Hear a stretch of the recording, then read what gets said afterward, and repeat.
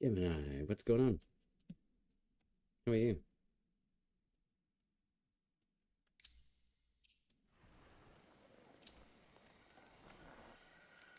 I will be an uno momento.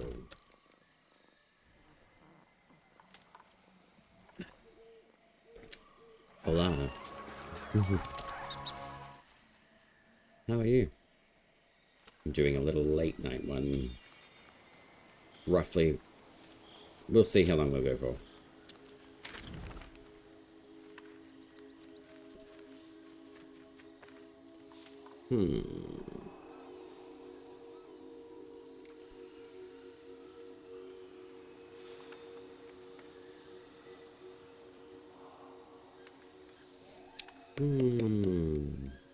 Alright. I kind of want to switch up the run, in all honesty.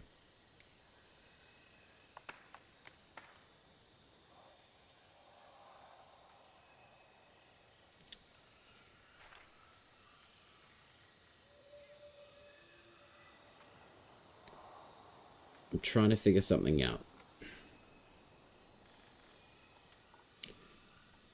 I want to make a more efficient run. Generally, I will start with Mother Orb Spider and work my way up through here to the Nell Knight, come down here for Kabocha,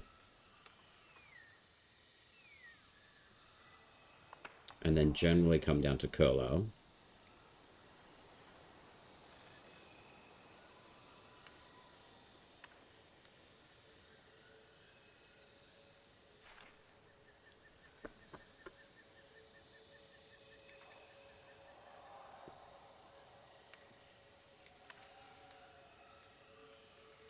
But I'm not really sure how I want to do it this time.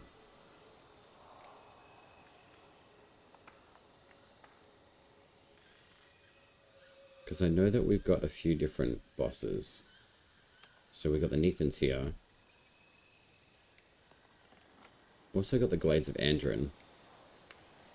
And Dermak Undercity. So we've got the other three little bosses that we can find in these three tile sets as well.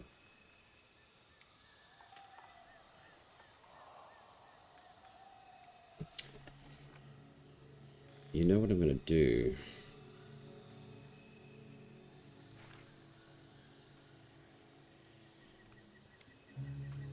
I'm going to do that.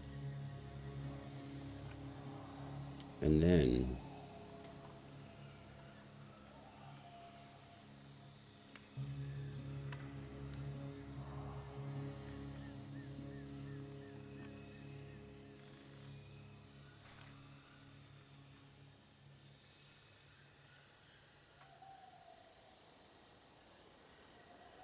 I'm going to make my own little map.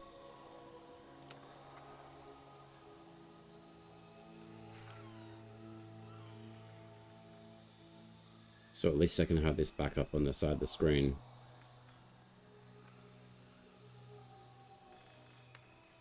That is what I'm going to do.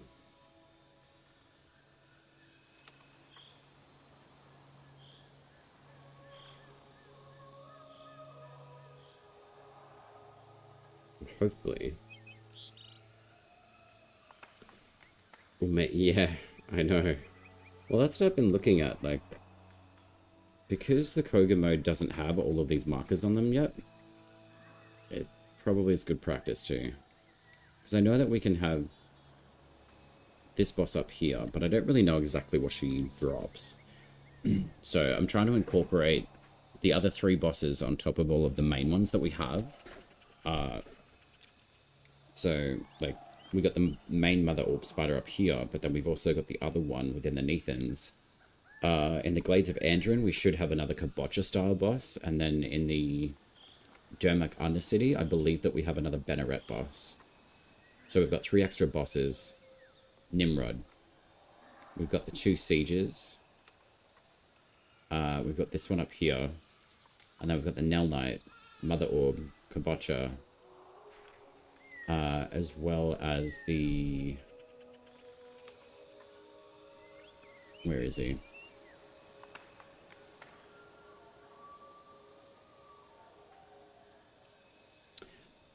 The Imp, as well. So the imp would be in the...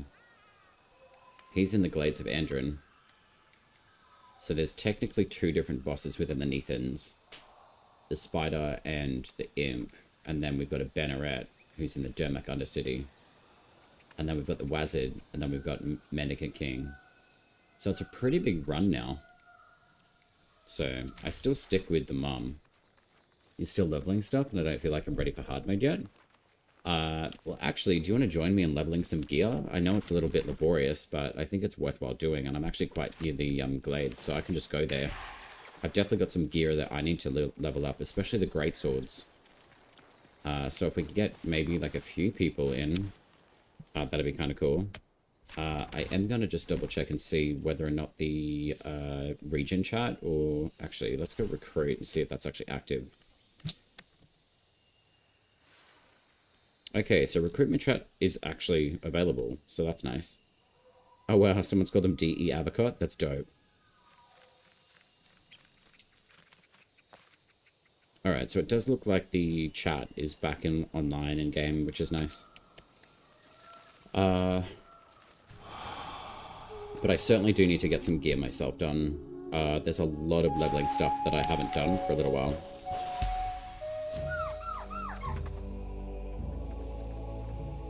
Which will be worthwhile doing. So if you're keen, I'll just jump into the Glades area.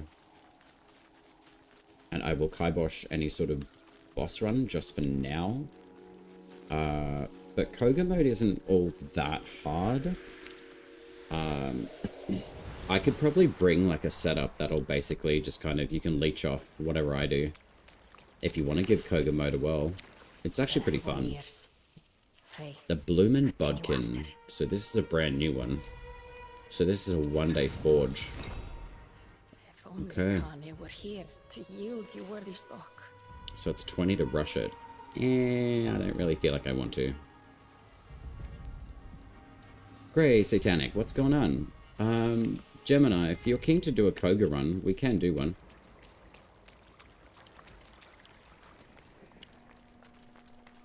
Because there's plenty of gear that I've got to actually level up too. Like, I was doing a little bit more of a level of the Siren, the Wild Siren. So pretty much got that done. Almost.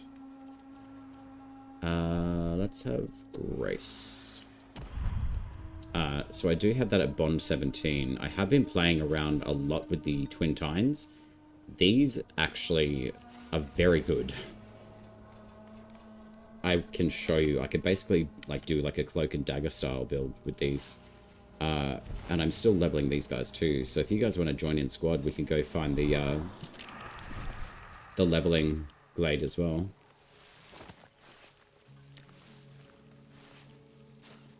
But the Twin Tines, very good. Like, they're very fast.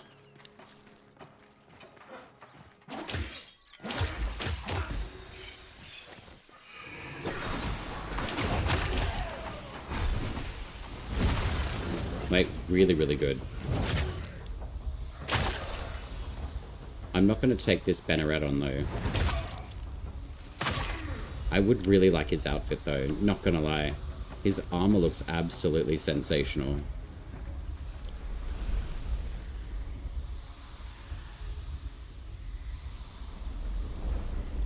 So I'll just despawn him, just so he doesn't ruin the run that I want to do with Cogah.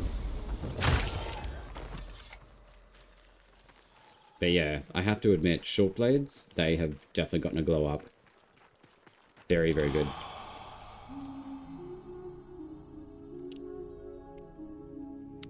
Alright.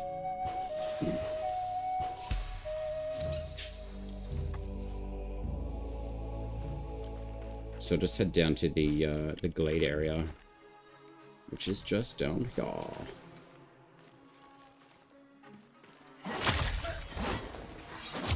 Sorry I interrupted your lunch break, boys. Short blades are very good.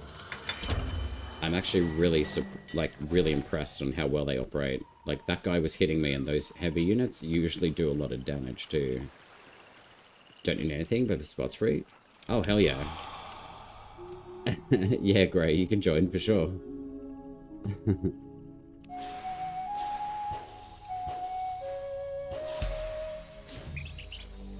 The Punter.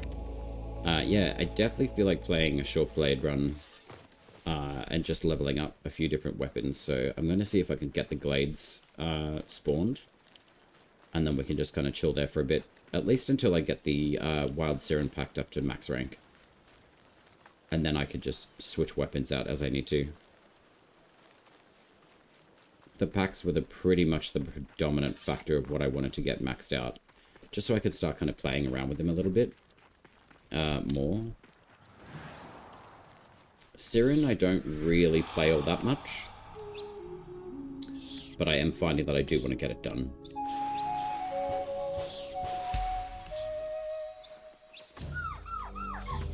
Hey, little bird. I know, you're making so much noise. He kind of makes me think of Stuart Little. He is very cute, though. Alright. I'm going to jump into this glade area. But before I do, I'll pull you guys into the instance as well.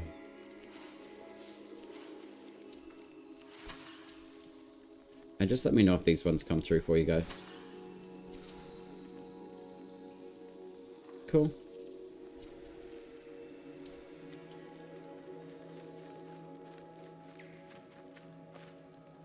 We got my little Sparagon. I do love the little Sparagon. He's very cute. You're coloring the armor? Hell yeah, it's all about fashion, my friend. Nice. Which blades have you got on? Ah, you bring the Unsula and the Watan Dagger. Nice. Watan Dagger's very good.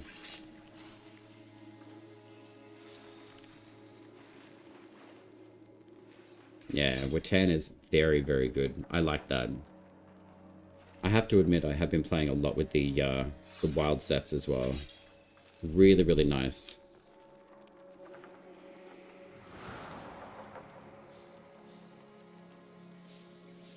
The Siren looks really nice when you activate its soul mode too. I really, really like the look of it. I would really hope though that we do get a slight adjustment on the tethering, but that is just like a cosmetic thing. But really hoping that we kind of do. But how's the morning for you guys? What have you guys been up to? I think it would be Sunday for you guys, I think. Or is it Sunday morning for you guys? It'll be morning time Sunday. I also love how I ask you questions and I still answer it. I've been on a roll this update with getting to runes. Hell yeah. Yeah. My focus is to get the 2 last runes that we can obtain today. Ah, right. It would be Monday. I keep on thinking it's Sunday for some reason. It feels like a Sunday. I usually have Mondays off.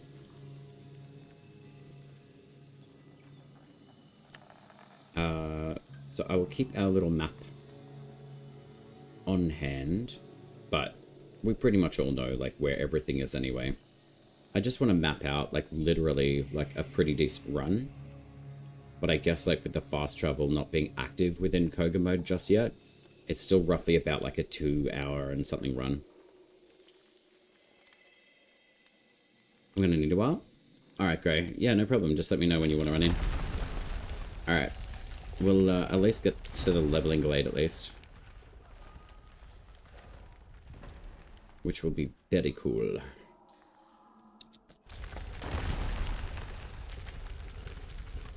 Oh wow, okay, this is a different entrance than usual. Is this a new tile set? Huh, maybe not.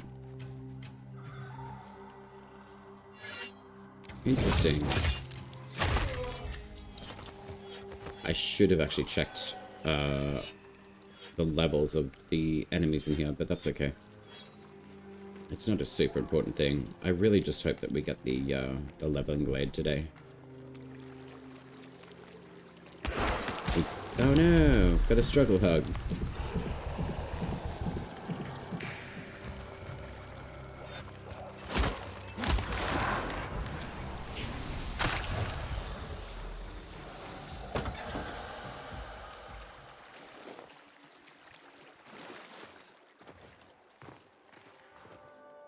Okay.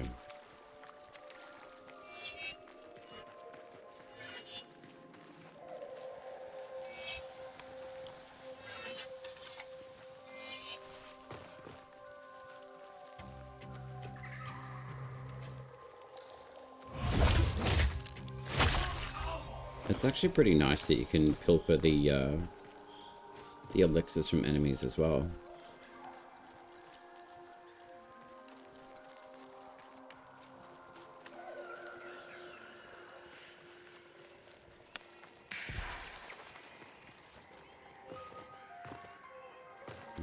Gemini, what kind of mischief are you getting up to?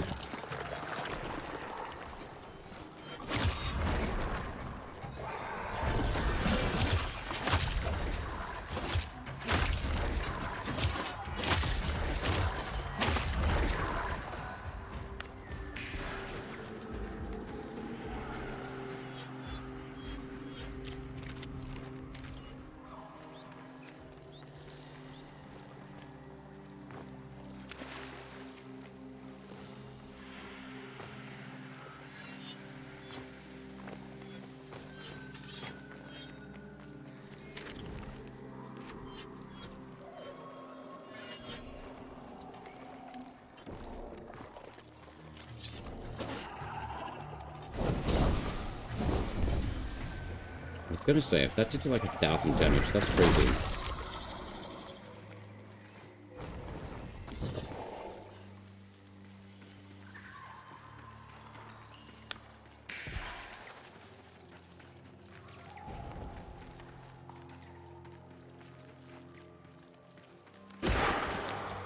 Nice try, Mr. Struggle Hug.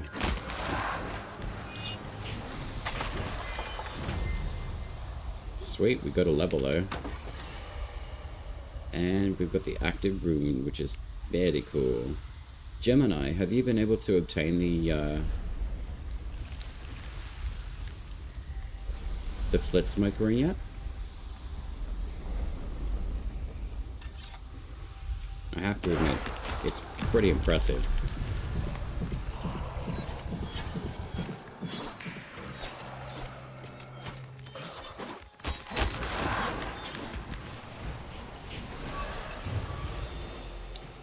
Alright, we've got some pretty decent levels already, so we might as well just go kick the Endless Grove as well.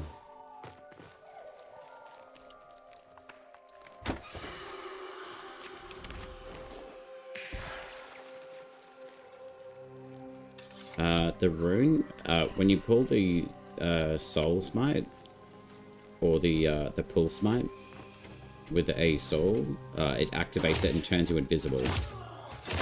It's pretty crazy good. Alright, so it doesn't look like the glade's in this one. That's alright, we can probably rerun this one.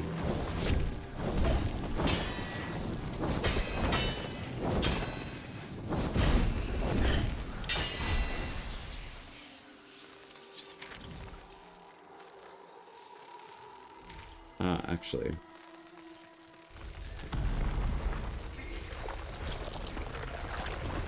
We may have the glades available.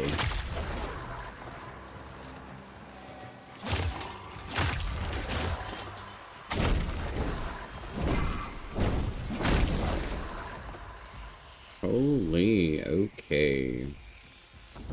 That is crazy, crazy.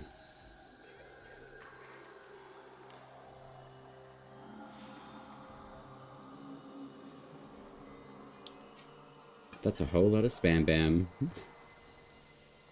We love that.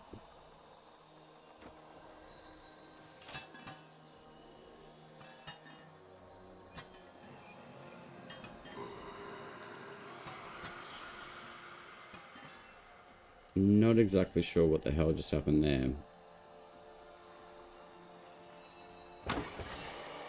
Alright. I just cleared chat for everyone. I have no idea what that was.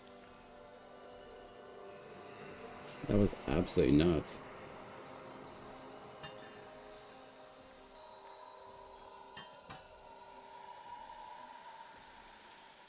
Okay.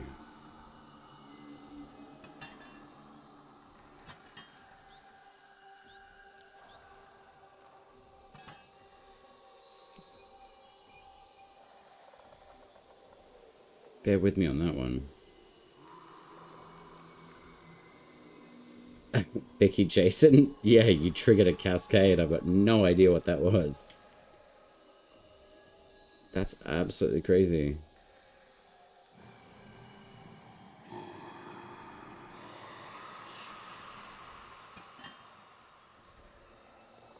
Alright. I am literally just disabling everything.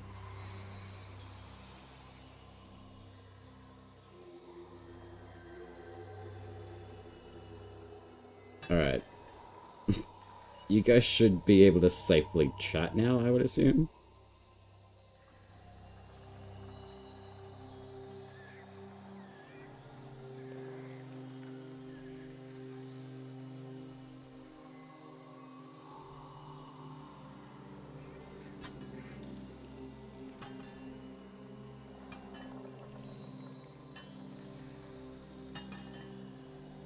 I've never seen that happen before.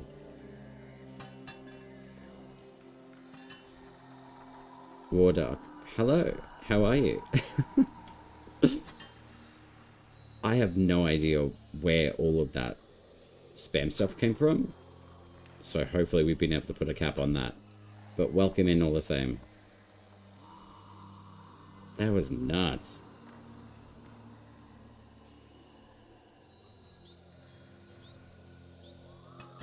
You doing alright? That's good.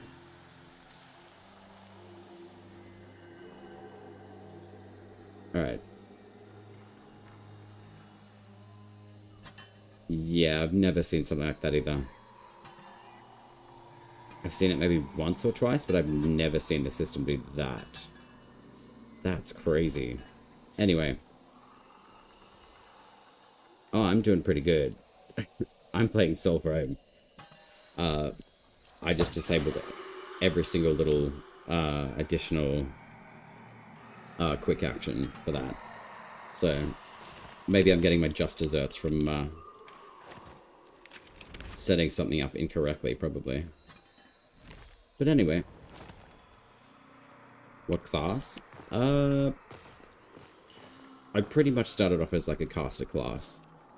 So the Ashelda, which is the spirit user. And Ashelda's pretty much like one of the best packs in the game. Especially for the stone. The Elder Bloom and the Phantom Flock as well. I'm just doing, or at least looking for the Endless Glade so I can go through and level up the Wild Siren Pact. Which is still pretty good. But it definitely is a bit of a an interesting pack, I think. The fact that it drops a little bit of a decoy is good, but I still feel like Siren kind of needs a little bit of a workup. Oh, you're using the wool? Nice. Yeah, that's Orangor. She's very good. Very, very solid pack choice for sure. And she's very good for any sort of melee class as well. Have you guys been playing Soulframe for very long?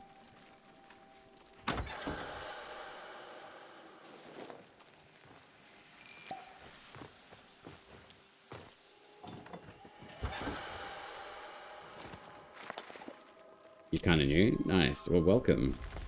Soulframe's a very good game, so if you guys have any questions, I'm happy to share, happy to answer as well.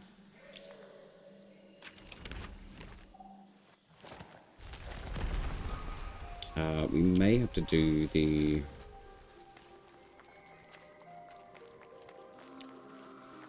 Endless Glade, and I'm hoping that we do have it in here as I would like to be able to level some weapons with Gemini. Is this the puzzle room? Maybe. You're stuck at a point? What fables have you done so far, Vicky?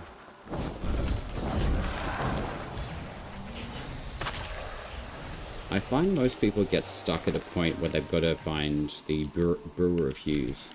What ancestors do you have in the game currently? Gemini, we'll just take the gate back to the start of the glade. And then we'll reset the tile set here.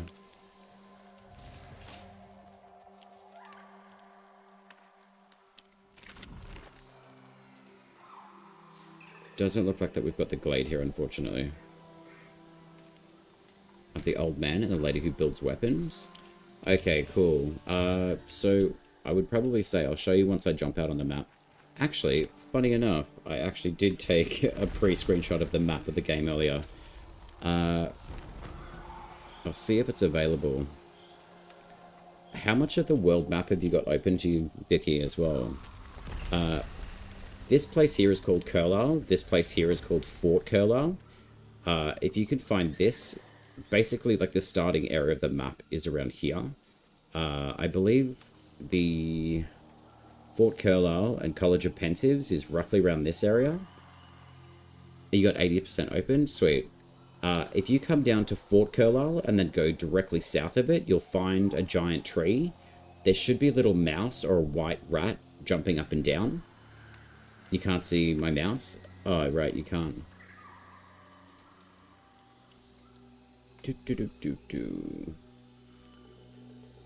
I always like to have it turned off for some reason.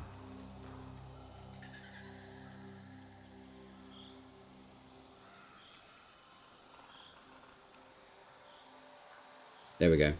If you come to this node here, that is called a Glade of Andoran, but there should be a little white rat jumping up and down next to like a stone pillar, and it's got a note. I would definitely be doing that quest, or like that run, just south of Fort Carlisle. Just come down here. It's a big giant oak tree. It's not a world tree, but there's an entrance into a dungeon there. So I would run through there and go find that little rat, and then pick up the note that it's trying to direct you to go towards. I'll actually show you where it is. You can't play it right now, Water. My account seems to have lost access. Can't log in, but not connect to chat or travel to Nightfall. How do you mean that you've lost access to your account? If I was the Zendesk for Soulframe, I would help. So this is the little rat that I'm talking about. So if you come over here, you'll get this report, and then just come through this particular tile set through here. And this is where Fort Carlisle is, and that's where Carlisle is, just here. So if you zoom right in, you'll be able to see like a little hole in the ground. And this is the glade area that you need to come to be able to start the quest for the next ancestor that you've got, or you need to find. So it's this little guy here. He'll make lots of noise at you. He'll just keep on trying to talk.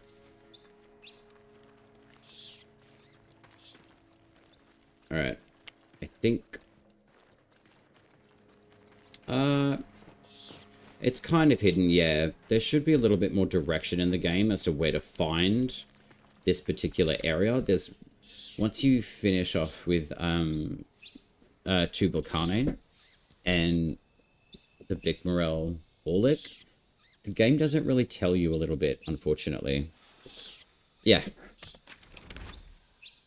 So wherever you are on the map, this is where I'm talking about, the Glades of Andoran. This particular, it has to be this particular area, because it will take you to the specific area that you need to go. This is the College of Pensives. So it's basically like east, and then directly south of Fort Carlisle is here. So it's basically where like you start the game is over here, and then you work your way through here, all the way up to Astrologer's Watch, and the College of Pensives, and then it's pretty much directly east. So this will lead to the main mission. It technically should for the next ancestor that you need to find, yes.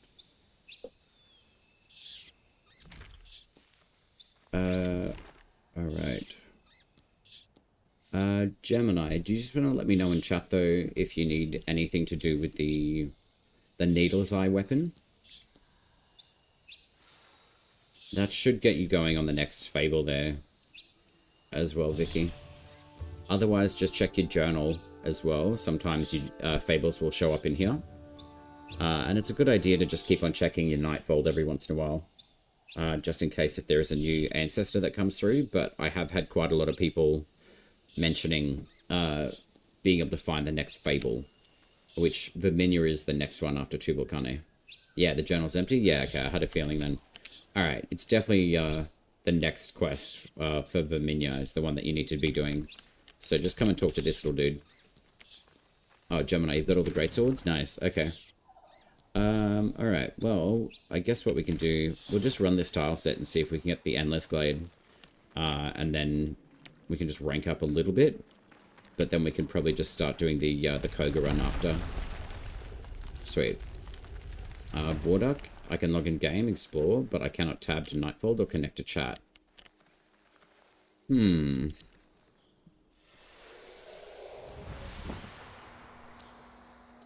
Okay.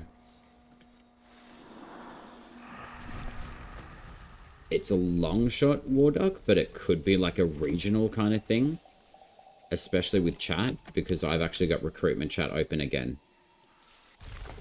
So, I would probably say, like, if anything, do an optimization in the client before you actually log into the game. And then see if that does anything for you.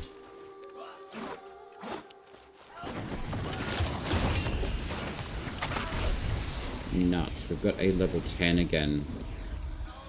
I feel like this is the same set, though.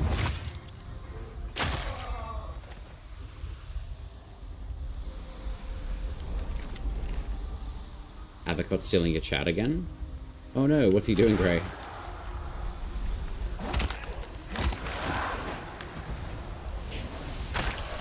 What magic weapon should I use or grind? Currently I'm using Odiak. Vicky, Odiak is actually extremely powerful. I would stay with the Odiak. If you're looking for a different magic weapon. What class did you start as?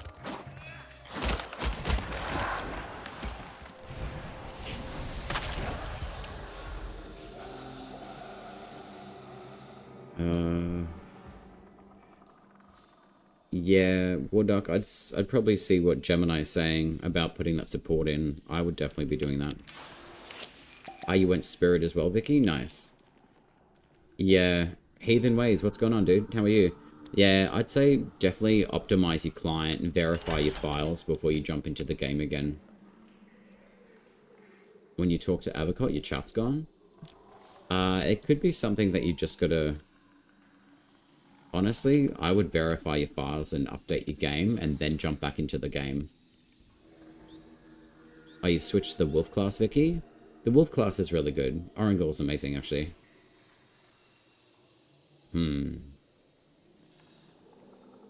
Exploration, Vicky. To get your armor, you've got to do your faction tales. Generally, tier 3 will drop certain armors from certain bosses. Other than that, it's basically just doing your faction tales so you can get the rep. So you can actually purchase new armor.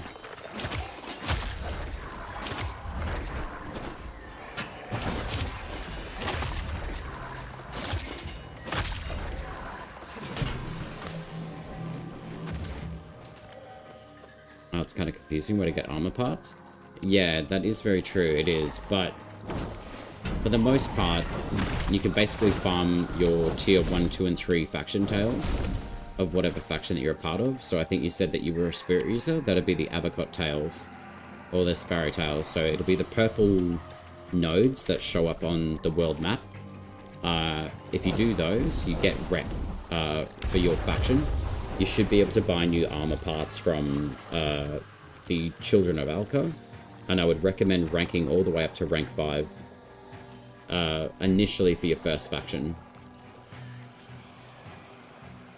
Yeah, Gray, that's very good advice there, my friend. Honestly, I've actually had to do a GPU cache clear a couple of times too. Just with like the updates, because there are so many different like old files sometimes, they just get a little bit overlaid.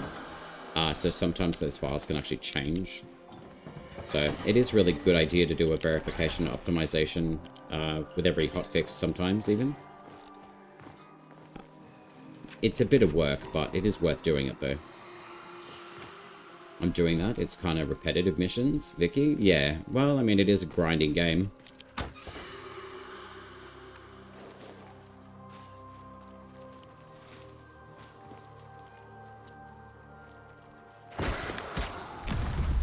struggle hug.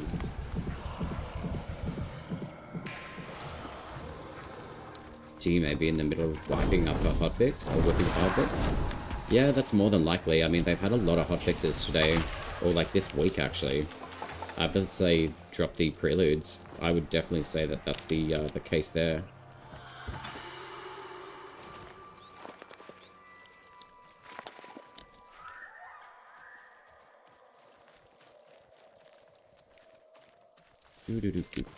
Alright.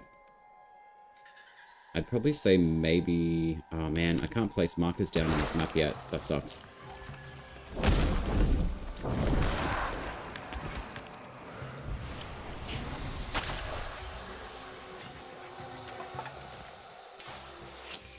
Overall, we'll say a lot of the content within Soulframe... Oh look, we've got a floating tree.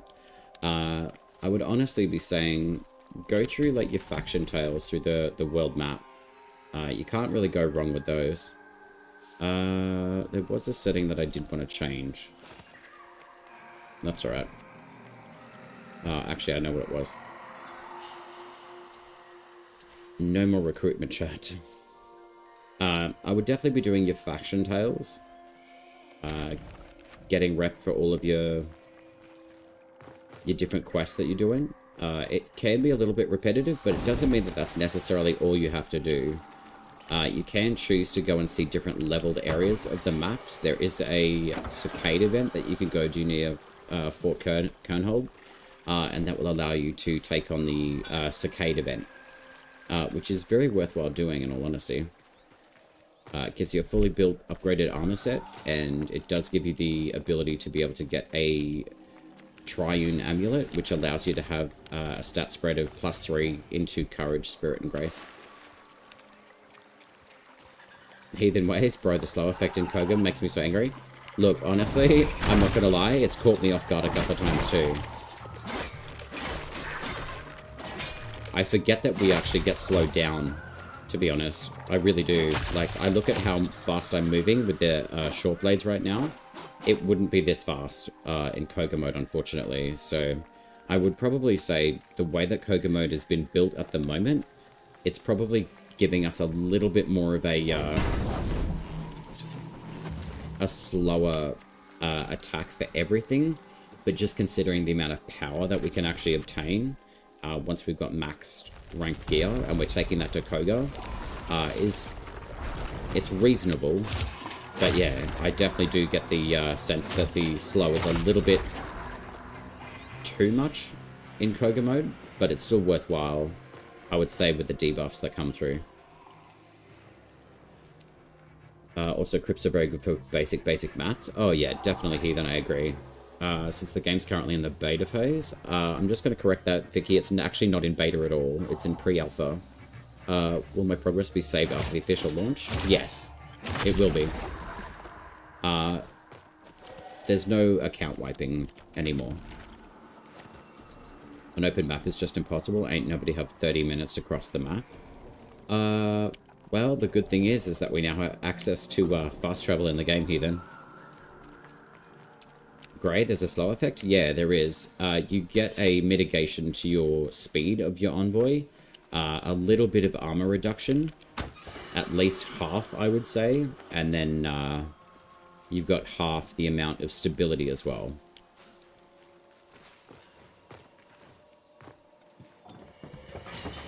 Yeah, there's fast travel in the game. Yep. If you jump into your Nightfold, if you've completed all the fables up to date, including the Waste Bear quest with Bromius, come over to this big pot plant tree here.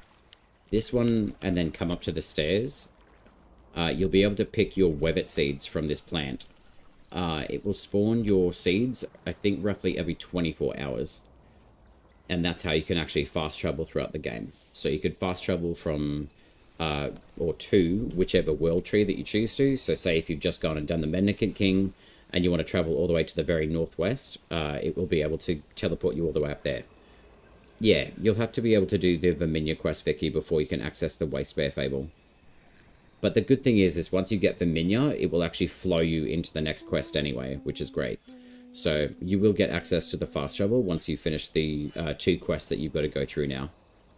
FT is nice, but no small amount of them per day to use them in Cogah in future once they add more content to it. I agree, Heathen. I actually really hope that we do get fast travel allocated to the Cogah mode as well. Yeah, so you will get the fast travel. You just need to be able to find this particular ancestor, and you will find her the way that I mentioned to you, Vicky, before, by going through that particular tile set.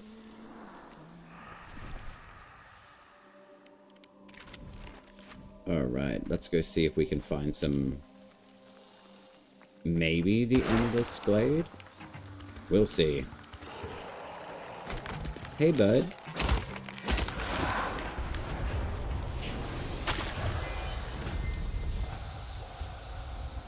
Alright. Gemini, what I'm thinking about doing, instead of doing the Endless Glade, let's go do a Cogah run. I'll switch my gear though, so I'll bring a bow. Potentially. I'm definitely bringing short swords, I think, for the run. I think that'll be really nice. I just think having a little bit more action towards the Cogah bosses, I think, will be very beneficial, especially with leveling. It's a good thing that you're bringing Tether in if that's the pack that you want to use. Very effective against some of the enemies.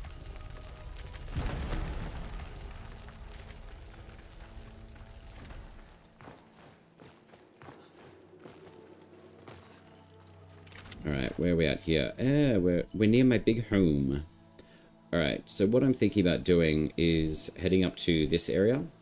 But I think what we can do is actually start off with the archer. I think Ruthos, I think her name is. And then we can work our way down.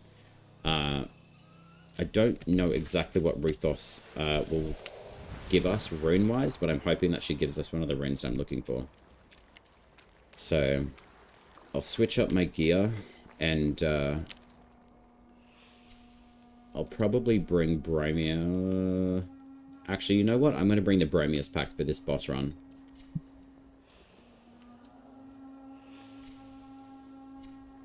And the only reason why is because Rumthump is actually pretty good. And what have we got here? I'll bring the Arrow Hail Slow build as well. Reason being is because it will definitely help with a lot of enemies that are a bit painful, I would say. I am going to bring the armor reducing rune for the secondary weapon as well.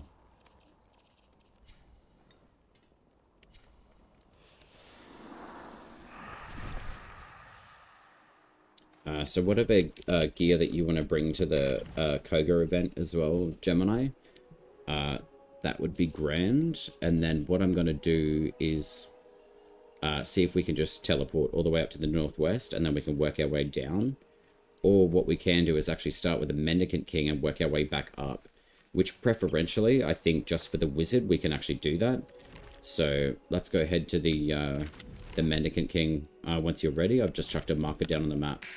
And then we'll go take on the Mendicant King as the very first boss for Cogah.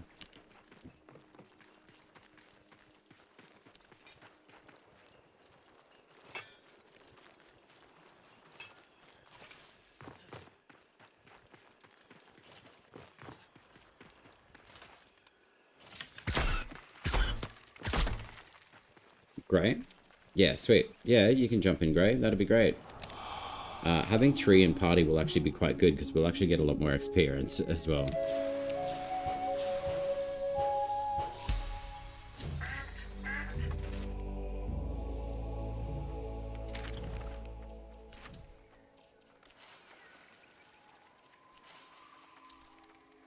Alright, there we go. I just sent you an invite, Gray.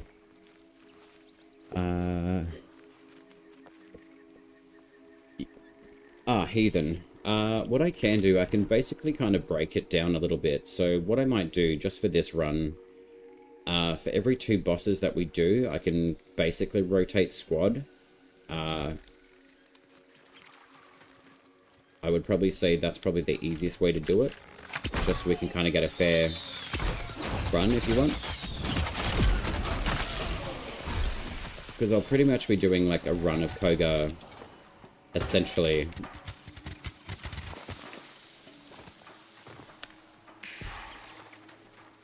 I'd say roughly every 2 hours. But I have been generally running the Cogah at least like twice a day at the moment.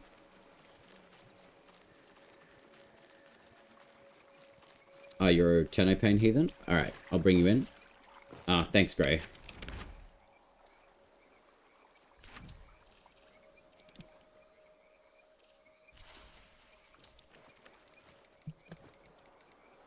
I do love that name, heathen. That's very cool. I assume that you're a Warframe player as well?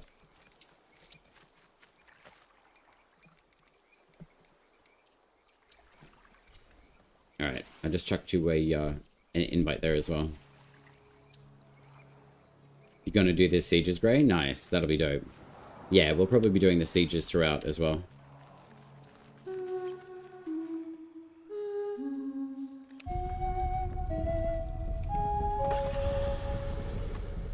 Heathen, you play a bit? Yeah. Are you looking forward to the new war update that's going to be coming through soon?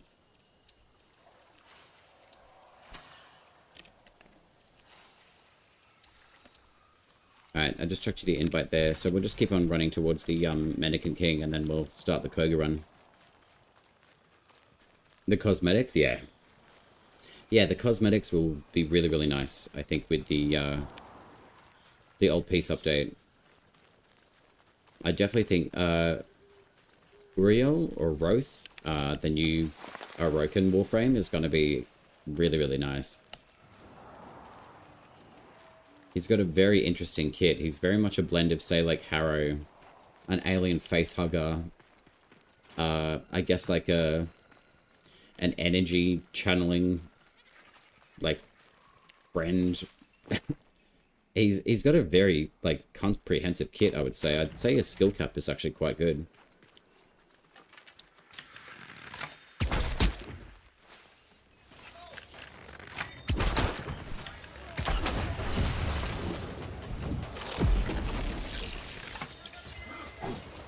Is there a helmet always close toggle?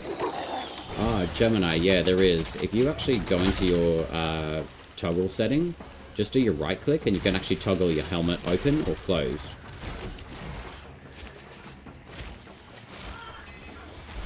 Yeah, I don't think there's a setting or like toggle for it just yet, I don't think. It's kind of funny though, because every time I have put my helmet on, it definitely opens up the face panel for some reason.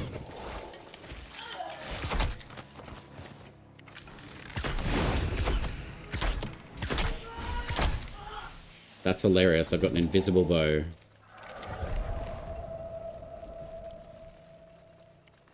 Or did have an invisible bow. Just with co-op, just for guys in squad and chat, there probably will be a little bit of bugginess to stuff as well. Not too much. But there will be, like, just funky stuff that we see.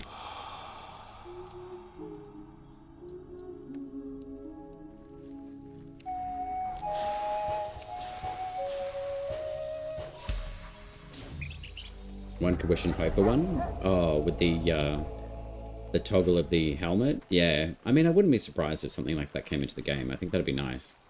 So what we could do is probably just clear out these guys, and then we'll get together, and then we can get the Cogah run happening.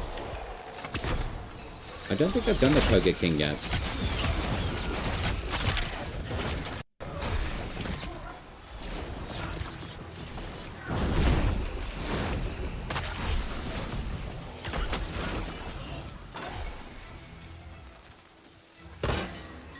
Alrighty. Okay. Do you guys, just in chat, can you guys just let me know if you guys have a Cogah potion yourselves, just in case? At least if we're just carrying one each, I think that would be handy. I'm just going to go double check and see what other ones I've got left.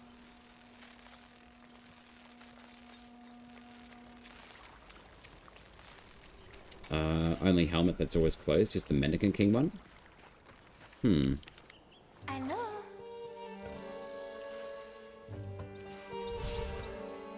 Yeah, weird. It just keeps on flipping the mendicant, the helms open. That's alright though.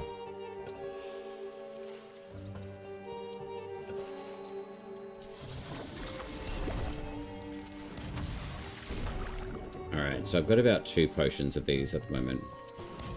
And I've got a Cloud Quell for the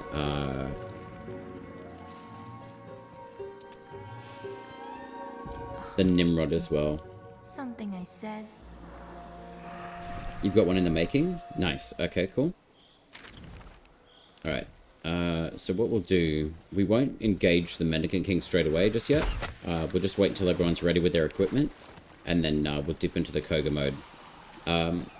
If you guys get down, just like pop a down in chat for me, just so I know. And then I'll see if we can res you.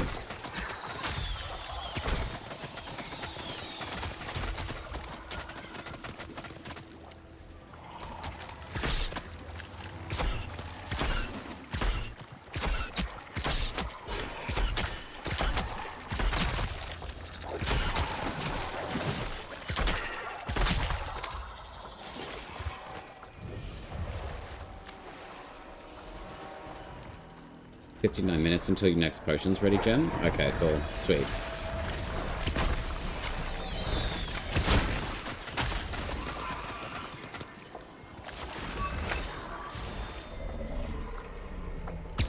Okay, guys, don't start the stag yet.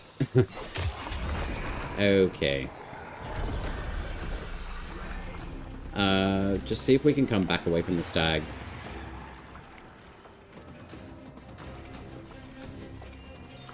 Just hold your horses.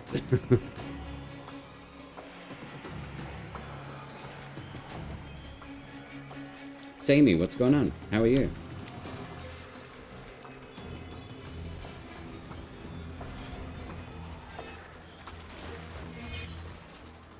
Alright. If you guys just want to come up on the hill, like I'll just put a marker up where I am. Just come up to this area. And then we'll start the Cogah. The line consents itself with the update 9 days away. Wait. There's another update coming through? Wait.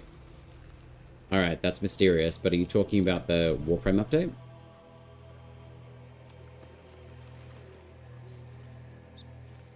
Yes, it would be. It does look very cool, though. Yeah. Alright. Sweet.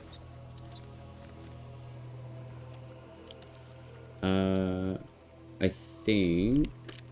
I'm just thinking, Heathen, do you have access to all of your... have you got all of your ancestors ranked up? And have you done the bear quest, the waste bear?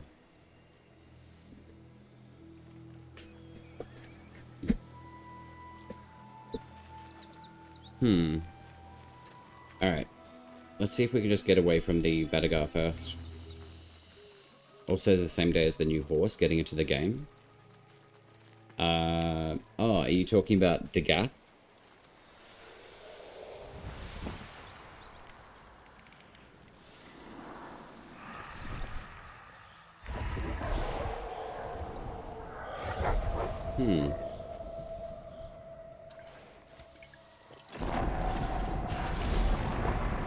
Alright, there we go. It was a little bit delayed. So if you know that you're in Cogah mode, if you've got all of those debuffs just sitting above your health bar, you've got basically half the speed, half health, and then half stability within Cogah mode. Not just stability, it's pretty much armor as well. So I do kind of want to have a bit of a play with the Bromius pack to see how effective it is within Cogah.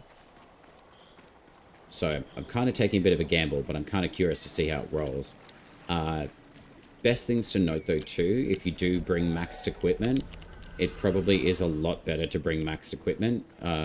Tethering is a huge benefit to the whole entire mode as well. So I just want to test out the Bromius pack on this doggo here first.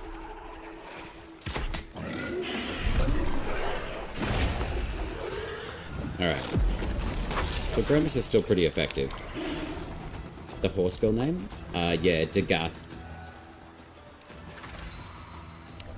If that's what you're talking about, the new deluxe skin for Degath. Grey, I found changing your build around in the tent is bugging out Cogah mode. I think I've noticed it a little bit. It does bug out more of, say, like the red look to the game. But what I found, I don't think it's actually stopped the Cogah mode, which is actually kind of nice.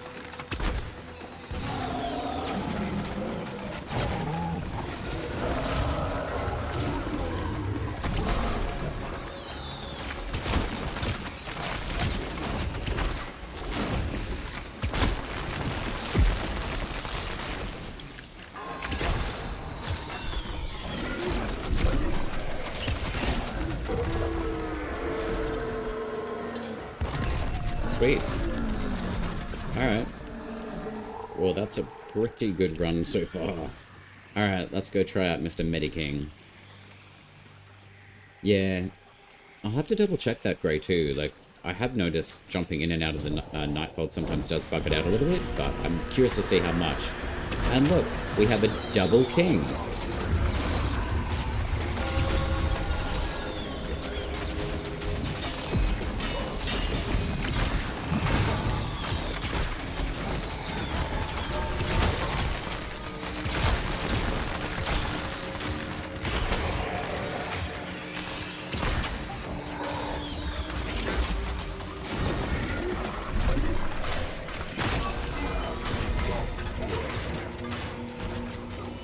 Alright, I'm pretty happy with the Bromius pack so far. Cool. I kind of wish that we could ring the bell again though, and wake up this second statue that we've got here. That's actually kind of funny. Be pretty cool if we could. Alright, well that's Mendicant King, so let's head over to the Wazid. I'm really hoping that he drops the rune that I need from him as well. It bugs visuals and the fact that you die can just revive, so it's a bit of an exploit. Yeah. I'm not too concerned about that exploit specifically. Reason being is because it's basically saving me a Cogah potion at the moment, so I would definitely say take advantage of Cogah. Revive, if it just revives you back in Cogah. Just keep on farming. I'm sure a lot of people have probably come into that issue, and honestly, I don't really see it as much of an issue, to be honest. It's a bit cheeky, but I'm sure it'll be fixed up in good time. So, if you can, farm out Cogah as much as what you can before the hotfix comes through.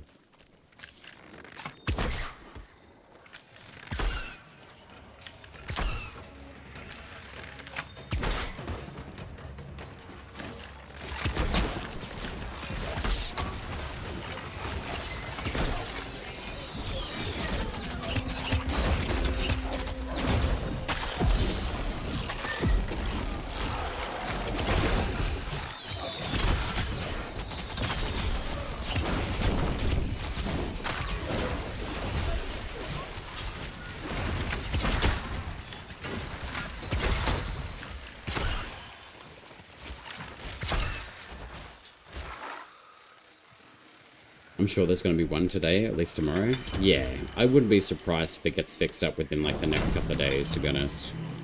I keep on thinking for some reason it's Sunday, but it's actually Monday. So, horse names is Manhattan Cafe.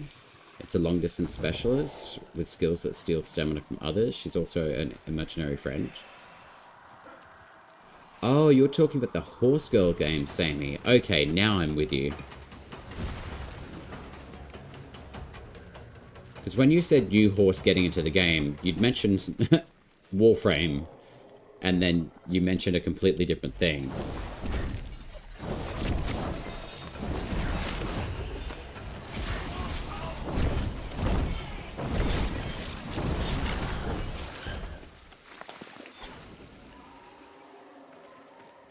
So the horse's name is Manhattan Cafe. Right, okay.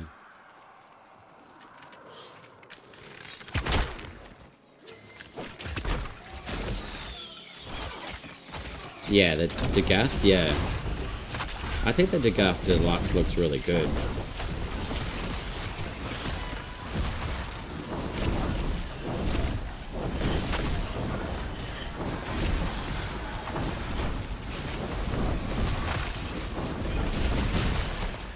So I've got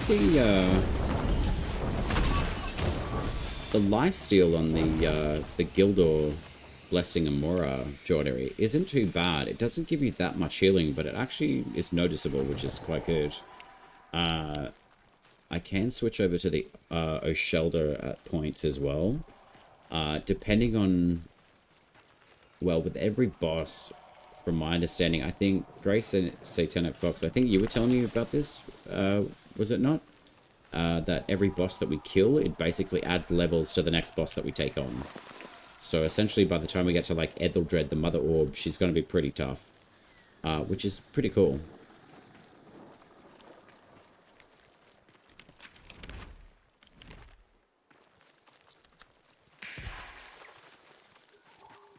So I'm just thinking what I could do with the Wazard, though. I definitely want to stun him.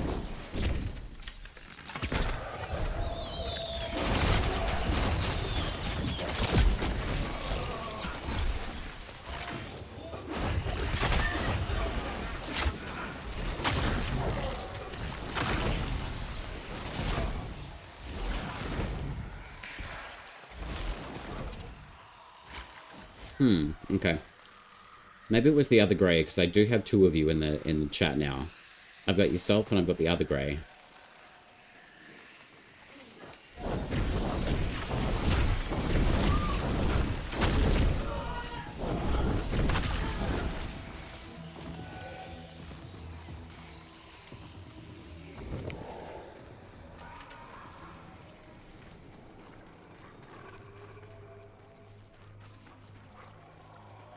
Let's see if we've got any of the Badagar Stag here. It doesn't look like that we've got a Badagar Stag, so that's okay. Sometimes there will one that will spawn, though.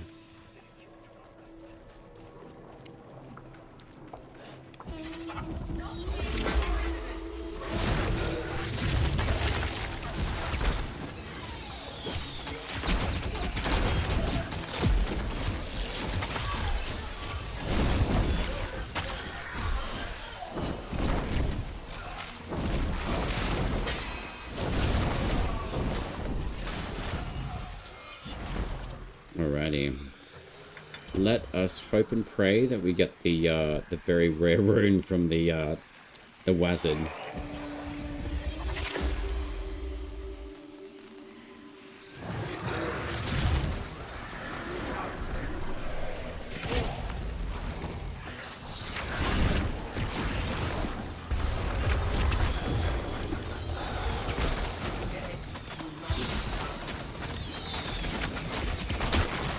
This guy can be pretty tough in Cogah as well.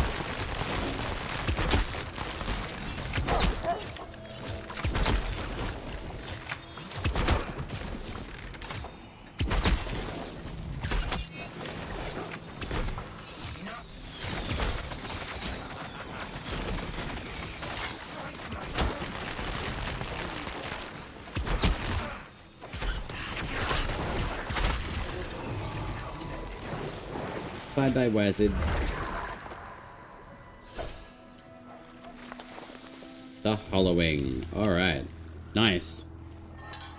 So let's go check out and see what this particular rune does, because I have not picked that up until now. On normal, I did him 118 times for the rune. Wow. That is a lot of runs, my friend. 118 times. Wait, how does that work? How many times have you been playing this game? I want to calculate that. That's insane. 118 times. You have to wait, what, like 3 hours between each boss run, right? Are you sure that that's right? Because we only really got this update... When was that? I think it was like over the weekend, was it not? Like the 27th or 28th? Oh, right. Co-op and normal? That's a lot of runs though, my friend. I'm just trying to calculate how much that would be. Because that's a lot. Alright, let's have a look. Hollowing. Attack an enemy to mark them. Subsequent attacks on the same enemy explode. That's interesting. That would actually work really well in synergy with the damage nearby enemies. I'm going to give this a whirl. That sounds like fun.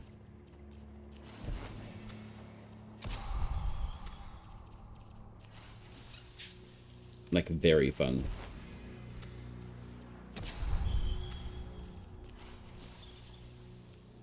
Alright, so we got 5,000, and then we'll need 10,000. I'll level these ones up later, but still.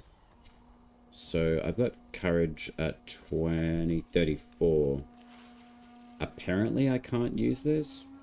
I disagree. I think I can. Alright, we'll take this weapon out with me. So I want to see this rune in action. It sounds really good. Alright, so we've got the wizard. Let's go see the other orb mum. She's straight ahead. And then we can probably go do the Carlisle run as well. Share runs can do it. Yeah. You didn't get the rune gem, mate? Damn it. I'm pretty sure it is like account based though. So Heathen, did you just get that rune as well? The range of the explosion is huge. I was kind of hoping that, because the reason why I want to use the rat totem is so I can actually extend that even further. Hello. Hello, hello. Yanamite? Nice. Welcome in. How are you? Alright, so this is the hollowing in action. I like it already. Oh yeah, okay, I like the fact that it marks enemies. That's dope.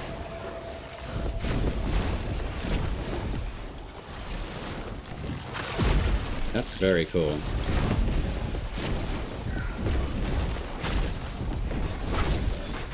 That's a level 4 weapon. Interesting. We have a body piece just floating in action. Hang on. Let me see if I can put it on. That's hilarious. We can... Hang on. Let's just angle it there. Oh, look. There's a Cabbage Patch Kid. Where'd you come from?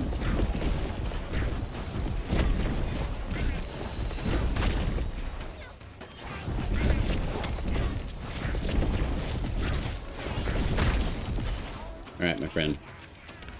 Alrighty.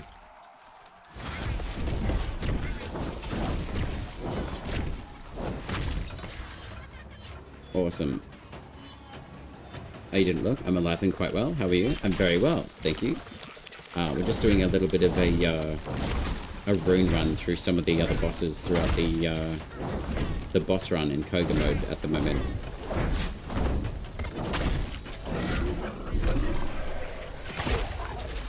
$1,045. I'm pretty sure that can get higher though.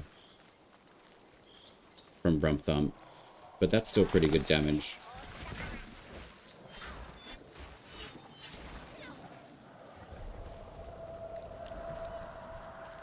Alright, let's go see if we can go get the Siege-Nail boss. She's a pretty fun spider boss though. She's basically just like Etheldred, but she was the one that I found that dropped the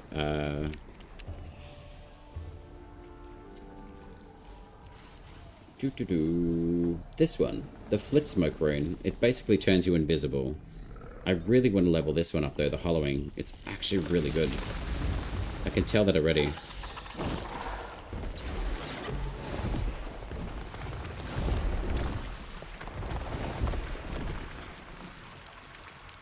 Alright, so we'll just have to go down this way.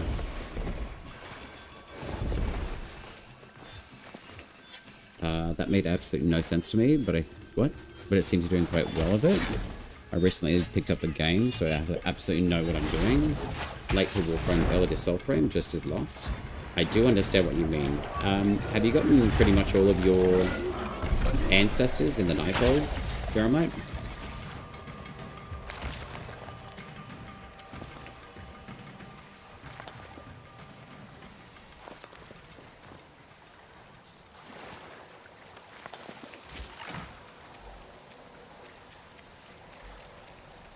I'm very obsessed with this game. I'd probably just say, if you're lost, check your journal. If there's no, like, journal quest within there, how many ancestors do you have access to at the moment? I've had the game for a few days, but I'm a busy fellow, so... Oh, okay, that's fair enough. Yeah, I probably wouldn't really be able to give too much advice on where you're at in the game. Without really knowing, like, how many ancestors you have collected. I'd probably say, if anything, I have a feeling it would probably be Verminia that you may be missing.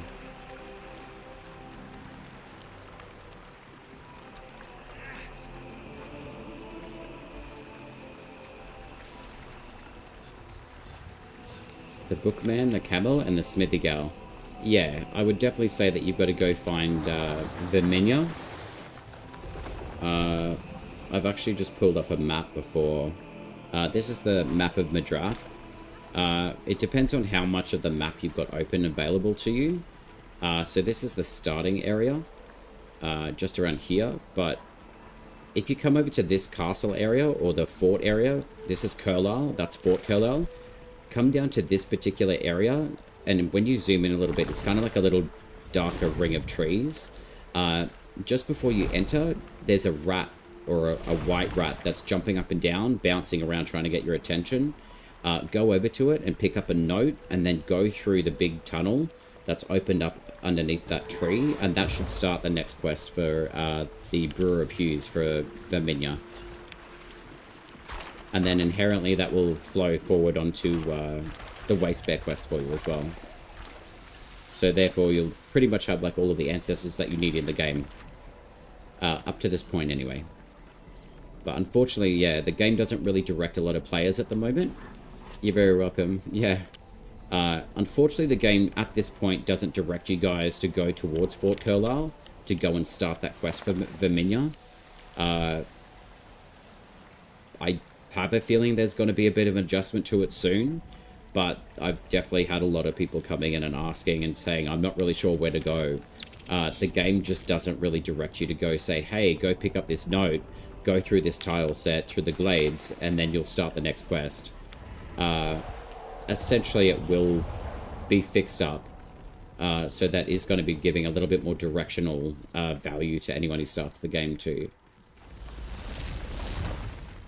You just replayed Warsong and got new hair? Oh, hell yeah. Yeah, I think there is some new stuff that's come through with the Warsongs, Grey. I actually haven't replayed it just yet, though.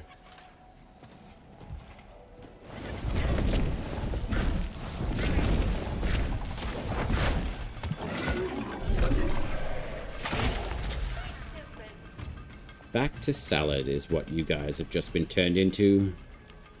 I love the Cabbage Patch Kids, but they can be pretty annoying.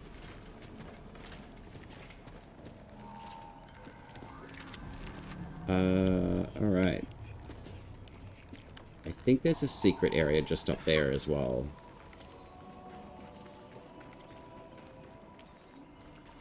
Alright, I'm pretty confident I found the boss room, guys. I'd have figured it out eventually, but I've been playing Warframe for a few years, so I'm so used to D kind of throwing you into it. Yeah, D are definitely very good at, basically not necessarily holding your hand, but kind of giving you, like, clues as to where to go. I did have a different account with Soulframe that I was doing a bit of a walkthrough on, and that was something I came to across as well. Having a little bit of a barrier, trying to figure out, oh, how do I start the Verminia quest? And then eventually we worked it out. You had to go and look for that particular note, where the little rat is, and then that's what will flow forward with the Brewer of Hughes quest. Alright, there's Spider-Man. Oh, sweet, we got the Kabocha mode too. And we've turned him into a giant salad. I probably should heal. I did not notice that I was dying. Filtering to the extreme? Yeah.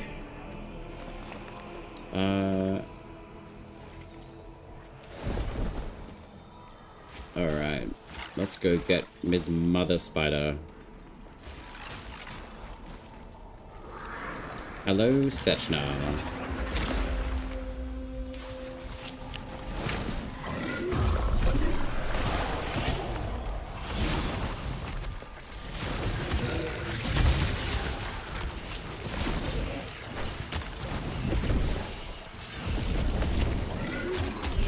Ah, that's kind of funny.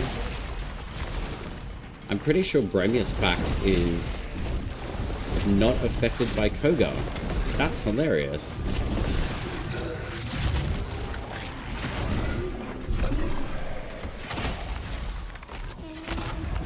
Oh no, but I'm certainly affected by Cogah.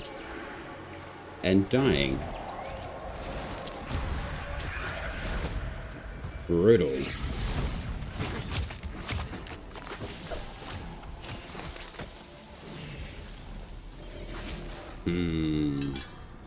Alright, so we didn't get that rune from her this time. So at least we've got the other spider mom to look forward to.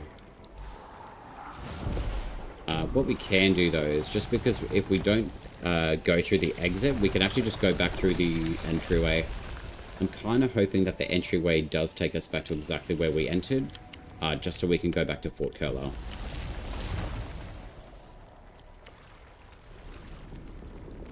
D is like, hey, have an amazing game, now figure it out. Basically, yeah. Which is basically like the whole like preface of like Soulframe too. Like it's technically still within like pre-alpha, so it makes sense. Like, and it's good because it gives people something to do. It gives people like myself the opportunity to actually figure things out with you guys, and just, yeah, have a look at, let's say, like a puzzle and be like, oh, okay, like how do we problem solve this?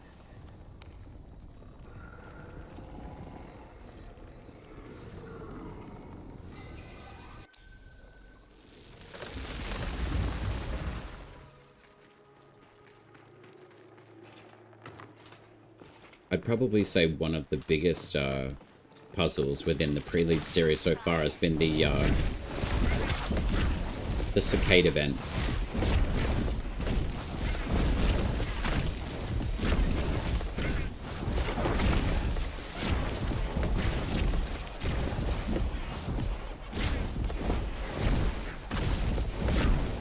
Wow, that's a ton of these little Cabbage Patch Kids. This is great. I'm surprised that they don't have souls, though. Although, I guess that would kind of make it a little bit too easy if they did. Alright. Let's go do the Curl event. I think this will be really nice.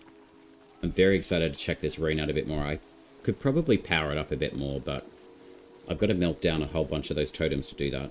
But I don't really want to do that just yet.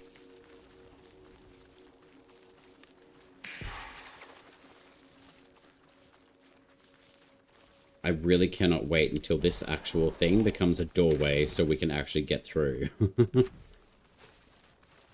I'll see if we can actually scale this wall. I'm pretty sure that we can.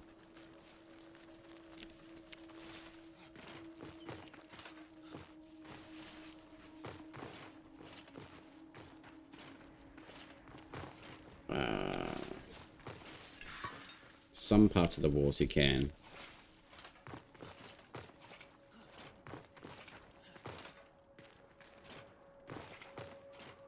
There we go. I'm glad that you've got the little flowers there as well. It's quite late for you. I appreciate you and your advice. No worries. I'll be sure to stop by again. Yeah, it'd be nice to see you again. Ah, good night. Good night.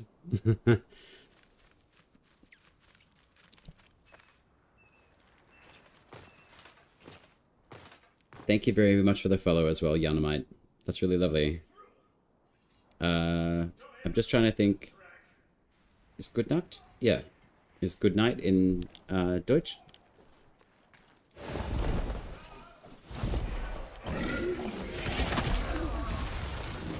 We love a good rump thump. Yeah, good night. Nice. Praise the sun. Indeed.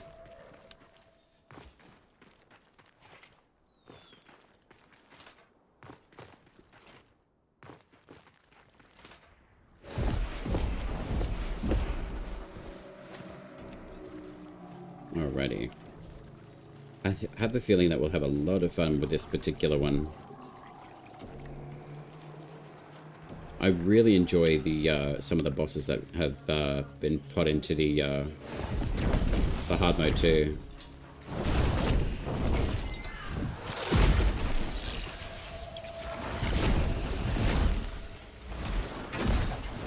I really like this concept though, of this hollowing, doing the application of basically just localizing on a target.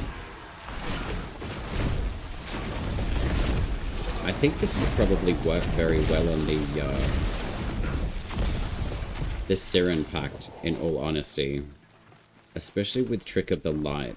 Instead of, like, dropping Big Head down, it would actually mark the enemy. I think that'd be really cool, to be honest.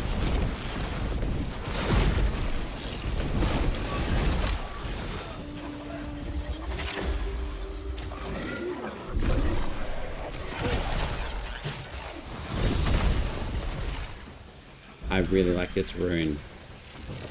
It is very effective. Wow. What have you guys found with the, like the max version of the rune? That's really nice.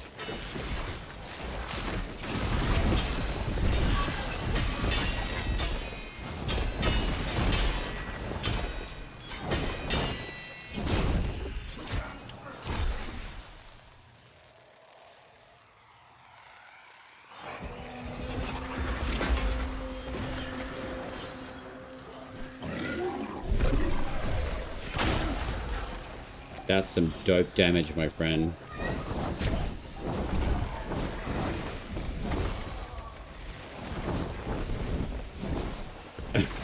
Like, that was like 1800 against what, like 10 enemies? That's crazy.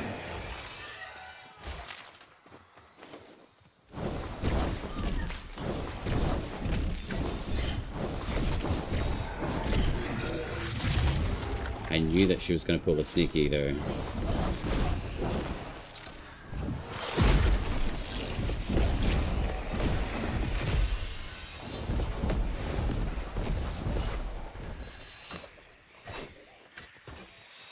Alright, Miss Sneaky.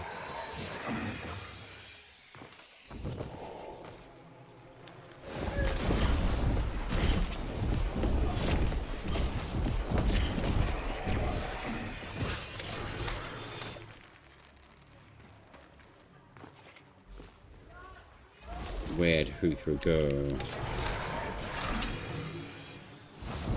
Probably not the wisest choice, though. Right next to me.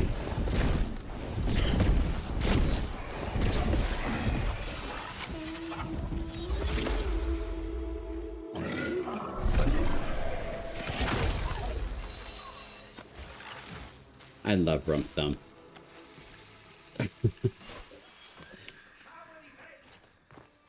I'm not really sure if, though, just that particular enemy... I don't think they drop a rune, do they? Because I know that there is another enemy, apart from Bruthos. I think it's like Selenial, I think their name is. I think that's another type of,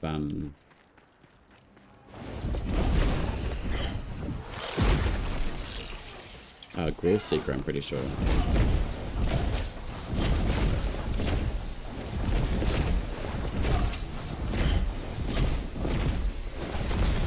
Yeah, I definitely think that rune, like the effect of this rune, I honestly feel would be really nice on Siren.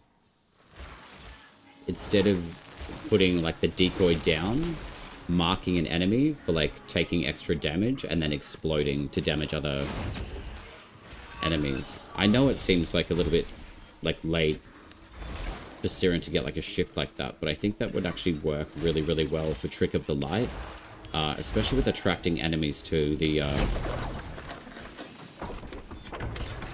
target instead of, say, having like the big head effect.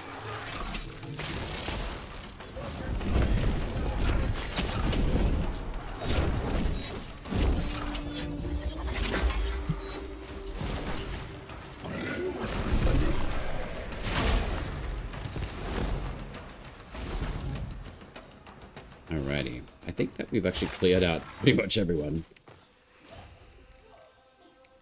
Nope. Oh, we've got some externals. I can see some flame action going on down there.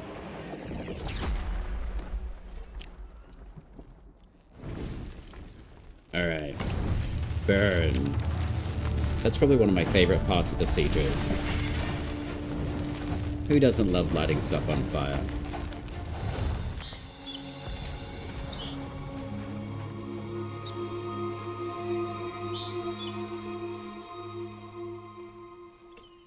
Ooh, okay, so we've got a few more unidentified items.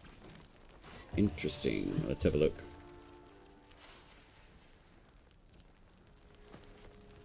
It doesn't seem like anything brand new.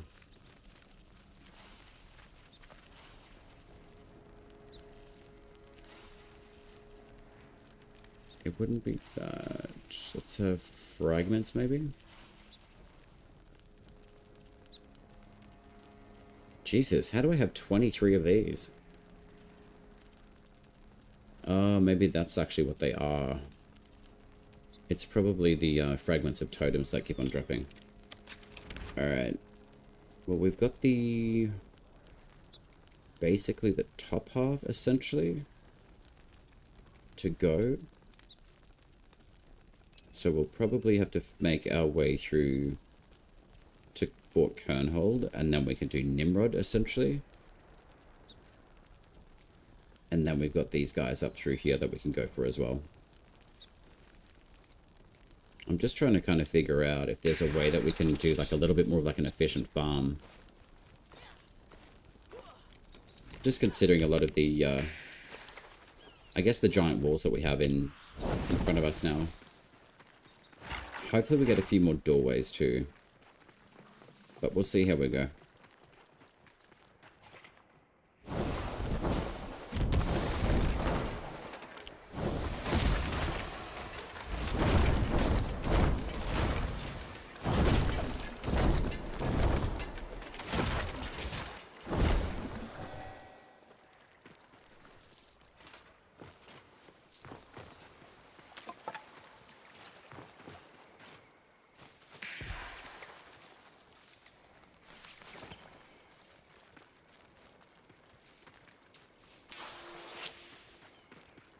I am wondering though if the Bromius Pact is fully operating through Cogah or if the bucks aren't working on it.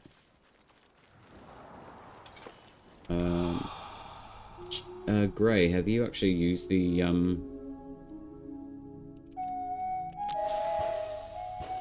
Bromius Pact within Cogah recently?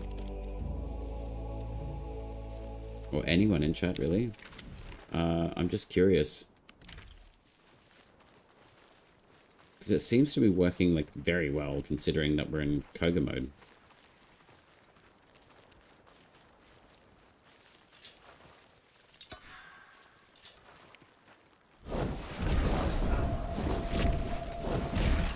Oh, you're using the Zelda? That makes sense.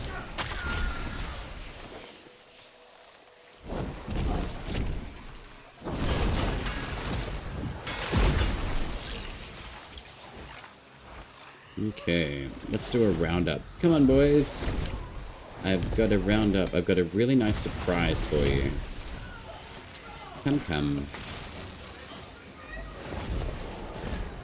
But Bromius is really good in the squad. Yeah, I'll say. Yo, there's so many of you. I love this.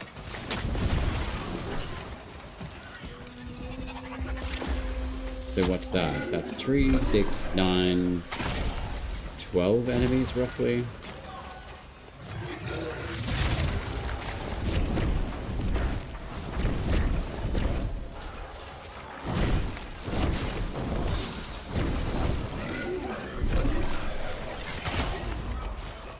Yo, that is insane.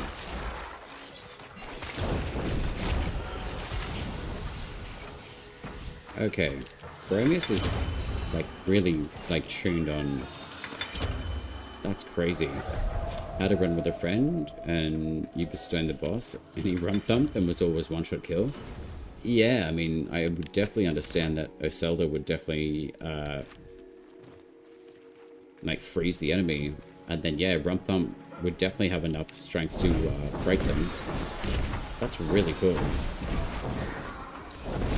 And that'd be a pretty good run, though, too. So maybe we should give that a try. Jam, your Odiak is crafting. Odiak is very, very good. The Estelle as well are very, very decent. Probably just as strong as the Odiak. Just a different effect, but they're still very strong.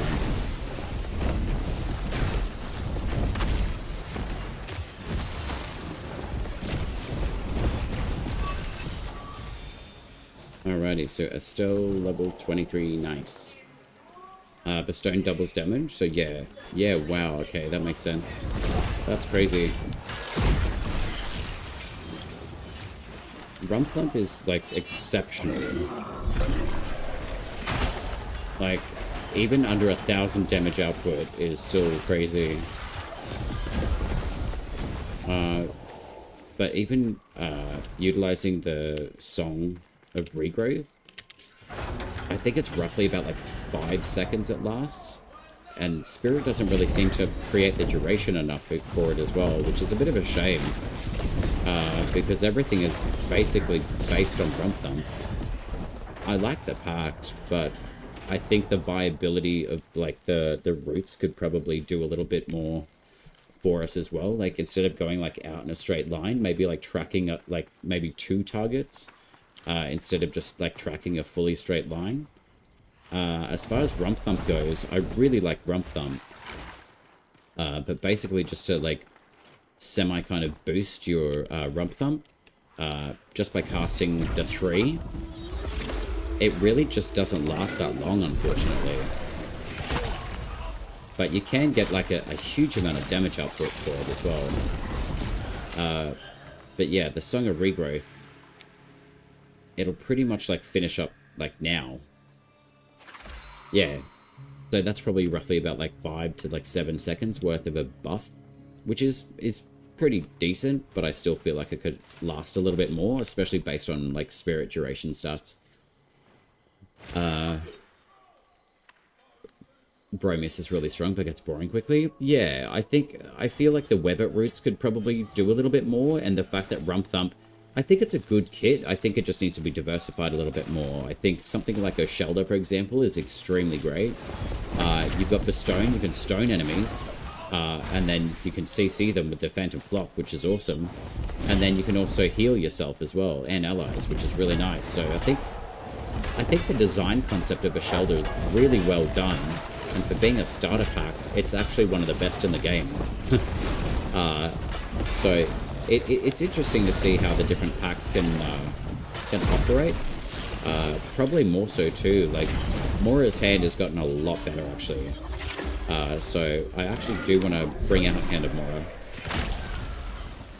because I do feel like Bromius, it does what it says on the tin basically.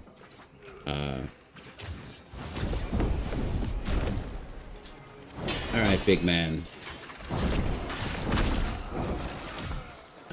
Like, Bromius is a really good pact, but I do agree it can get a little bit boring, like, pretty quickly. So. Is the Mendicant's chest speed one of the best in the game, Jam? It is one of the better ones, yeah. But I would probably say some of the better items for armor at the moment would be Orangor set, because she's got 7 physical and 3 magical and 6 stability. As opposed to, say, like, you've got 9 physical on the Mendicant, so that is really good. And then we've got the Bromia set as well, so that one's got 10 physical armor reduction. But then you've also got the Mockery Binds and the Mockery Ilk set with their Deathrot pans. That whole set is very good as well. The Mendicant King is undeniably very good as well. What exactly does stability stat do? Prevent you from being knocked down? Yeah, that's exactly what it does, Jam. So the more an enemy hits you, the more stability you have, the less time that you're basically going to be sitting on your butt. So what you'll see is like the stability bar of this enemy being filled up. So basically that will knock them into like a knockdown state basically. So you can come in and do like a critical hit like that. For us, it's basically spending time on our butt.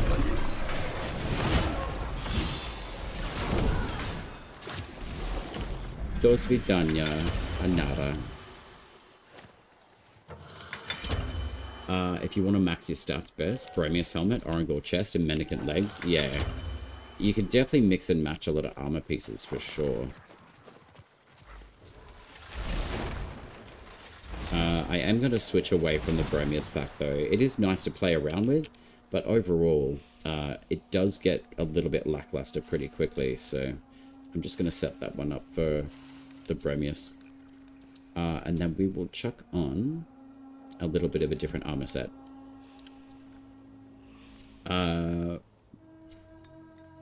Generally, for most of the armor, I will go for like, say like an Arbearer's Mask. The Mendicant King set is really good too. I mean, Garen's is decent, but the Mockery Ilk is still like a really viable choice. But if you want like the highest physical defenses, generally your Mendicant Helm will be probably one of the best ones to use.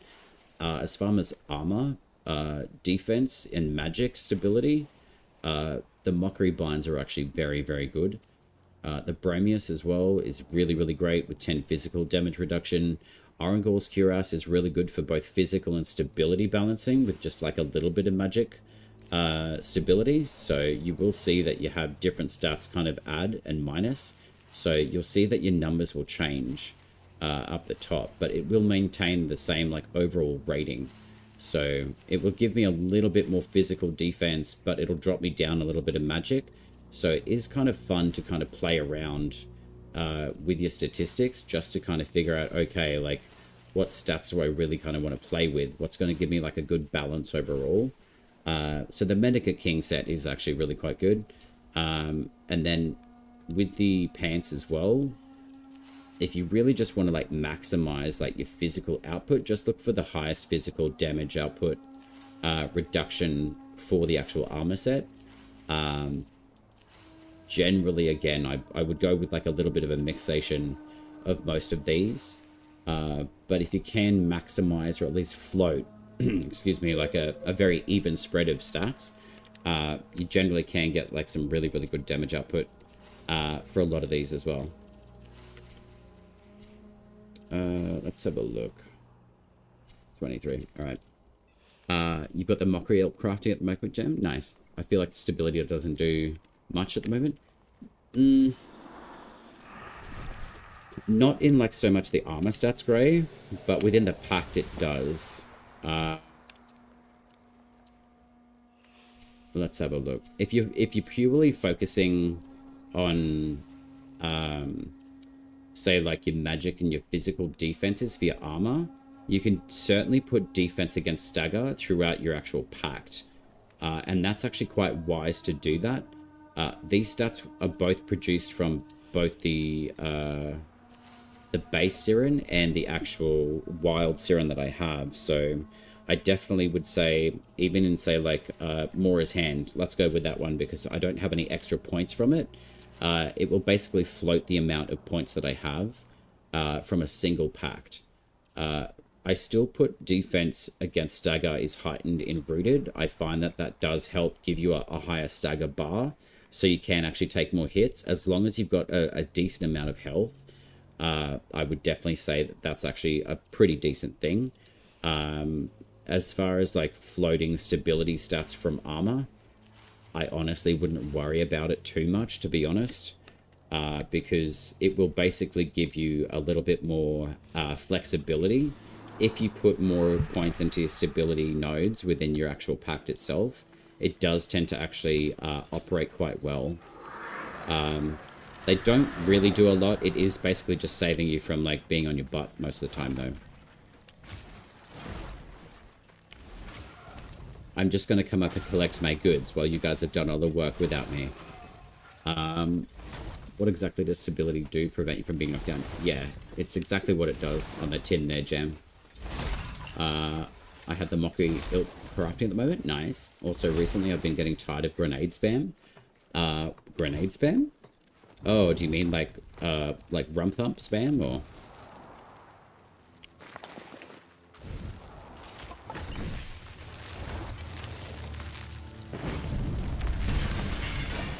I did absolutely nothing to win with that one. I got hit with 2 tossed grenades at the same time, casting a skill, and got 1 shot. Oh, right. You're talking about the enemies throwing out their lightning bolt grenades. Yeah, they are pretty annoying, to be honest. The thing is, I tried to go all stability on armor and still got knocked down the same. Doesn't seem to work. On armor, though, alone, the boosting of the packed node that I just showed you guys will actually supplement the stability of your armor as well, though. It doesn't do, like, a huge amount just by itself. Inherently, what, like, your virtues, your pact, and your armor stats are going to do is start bringing all of those 3 elements together. So you actually have to think a little bit more outside of just using the stability of your armor. It's going to be like, okay, how much, like, stability do I get with, like, all the armor pieces? So I can mix and match and just make all the transmogs looks for them. But not just that, it's also looking at the pact itself and thinking, okay, do I need, like, a little bit more, like, stability put into the actual pact, so yeah, I'm not being knocked down as much. It's kind of like prime sure-footed in a way, you know, like you're guaranteeing the stability of your envoy staying up on their feet. And then you've got not just your armor, but your pact, but then the nodes that actually underpin that stability for you as well. And then obviously we've got access to, like, some of, like, the totems in the game as well. But I have found by boosting more of, like, the defense node within the packs themselves, I do find that actually works a lot more. The armor just gives you, like, an overarching, like, light kind of dusting layer of your stability, but the pack nodes actually supplement and force the game to give you a little bit more defense against it. So I do find that actually operates quite well. I'm using Cicada armor at the moment. Oh, you good in the... How good is the Decalic? Decalic is pretty strong. As far as, like, the polearms go, it's pretty good. Where are we? This guy here. It is pretty strong. Achievement 2-star. It's a courage-based achievement. Its attack is roughly about 147, and that's just at level 13. I do have maxed totems and a maxed flame rune on there as well. So I want to be completely, like, open with the builds that I've got. I've got the attack speed totem. I've got the stagger on primary attacks totem. The 1 in chance smite on kick chance, and the physical armor. I am looking at changing this a little bit more, though. I think the pull smite dealing 310 stagger on 14 meters around a target could work quite well. But, I mean, the chance of smite on kick is kind of fun. But, I mean, I've got an absolute ton of squirrels, so I always think a good choice is additional 1 in 20 smite chance as well. So I can basically show that to you on the enemies that we can go take on. So we're going to go take on the Nimrod soon. Where are we? So we've got one boss here. I believe that we've already done the King and the Wazard, and then we've also got the Spider-Mum. I think that we've done her as well. So I think that pretty much rounds up most of the enemies that we have, apart from these 3 up the top and the Imp as well. So just refresh my memory. I don't think that we've done Nimrod, have we? I don't think that we have. So we can go check out Nimrod. Ooh, that was rough. I did not swing my weapon fast enough, unfortunately. I just don't play melee anymore, so don't get staggered. That's fair enough, Gray. Stagger is something that is a little bit of a weird spot at the moment, but I found that supplementing and putting those points into your stagger bar. I'll see if these guys can hit me without killing me. But basically, okay. Probably not a good idea to test it, but thankfully we are still in Cogah mode. If I was in normal mode, I'd want to show you a little bit differently. In Cogah, it's not really going to make a huge difference, unfortunately, because of the power output that the enemies have. But as far as stability goes, I can definitely understand that there's certain areas of concern where it's like, I don't really want to play a certain way because I can't be effective if I don't have the right amount of stability for my envoy. So I can definitely understand your concerns about using melee. I certainly do think you do need to supplement and put a lot of points or like armor stats into more, say, like your physical defenses, especially. But in Cogah mode, it's probably still within like an adjustment period at the moment, where stability, we're still going to get knocked out pretty quickly, because it is technically like a hard mode. But then if we balance it to a point where you don't get knocked down pretty much almost at all, say basically it's kind of like this is the hard mode, and then we've got, say, like an adjustment, like passing on the stability, and we don't get knocked down as much even in hard mode, just because we're able to put more stability into our pact. Then I can honestly see it'd just be like a bit of a like, okay, like how much power do we give the envoy as opposed to you know, over-treating them basically. But overall, like, Decalic is pretty good. Like, it can be pretty fun.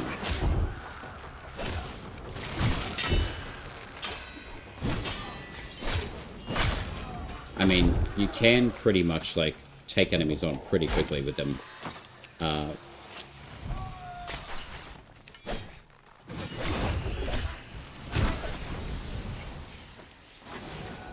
But yeah, as far as, say, like, the stability concerns, I definitely understand them. I mean, with the amount of power outage that the guys, like, the enemies give you at the moment, it can be pretty tough. Getting knocked down by bosses once or twice is alright, but I get knocked down by every small foot soldier. Yeah, I could definitely understand that too. I mean, from my standpoint, though, too, as well, on that, if I was to actually boost that even more, which I probably will do, so let's give that a try.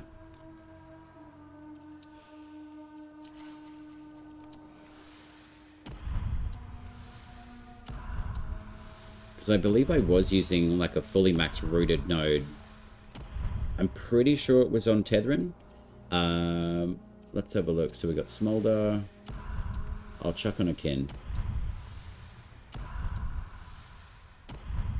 I always choose Sympathy, especially for this pact. This pact, even though it's gotten like a pretty good rework, I still feel like it's a little bit like janky here and there. I think Spirit's fine. But I will put a little bit more into the Mora's Pride. So we've got fully rooted. So it says your defense against stagger is heightened. So it should, after applying all of those points, give you at least a good supportive barrier against a lot of the hits that we're taking. With the amount of physical armor that I have, it's not super high, but we do have like a pretty high like armor rating. But that doesn't really matter so much to the stability so far. It's just for like armor. Physical damage reduction is what I'm looking for. Got to walk the pupper? No worries, Water. Enjoy the walkies with the puppy.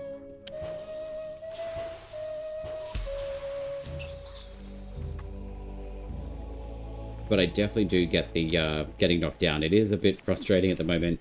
I think also too, just being like Cogah mode, it literally has only just been released. So it is going to take a couple of days, or at least like maybe like a week or more, just to kind of get like the right amount of data happening within the game. So like they know like where to adjust things within the game. Just so it's a little bit more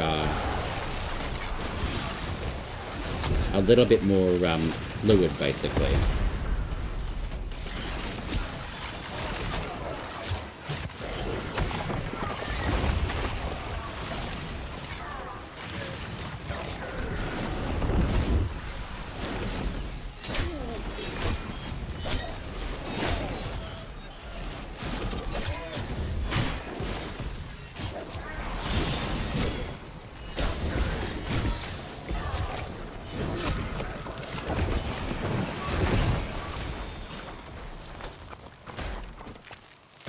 I really do like the fact that the Hand of Mora has been made more effective, I would say, as a pact overall. Hell yeah, we got a dual cutscene. That's pretty cool. You got the Hellwind? Nice. You got the Rain for a Greatsword? Which one was that one?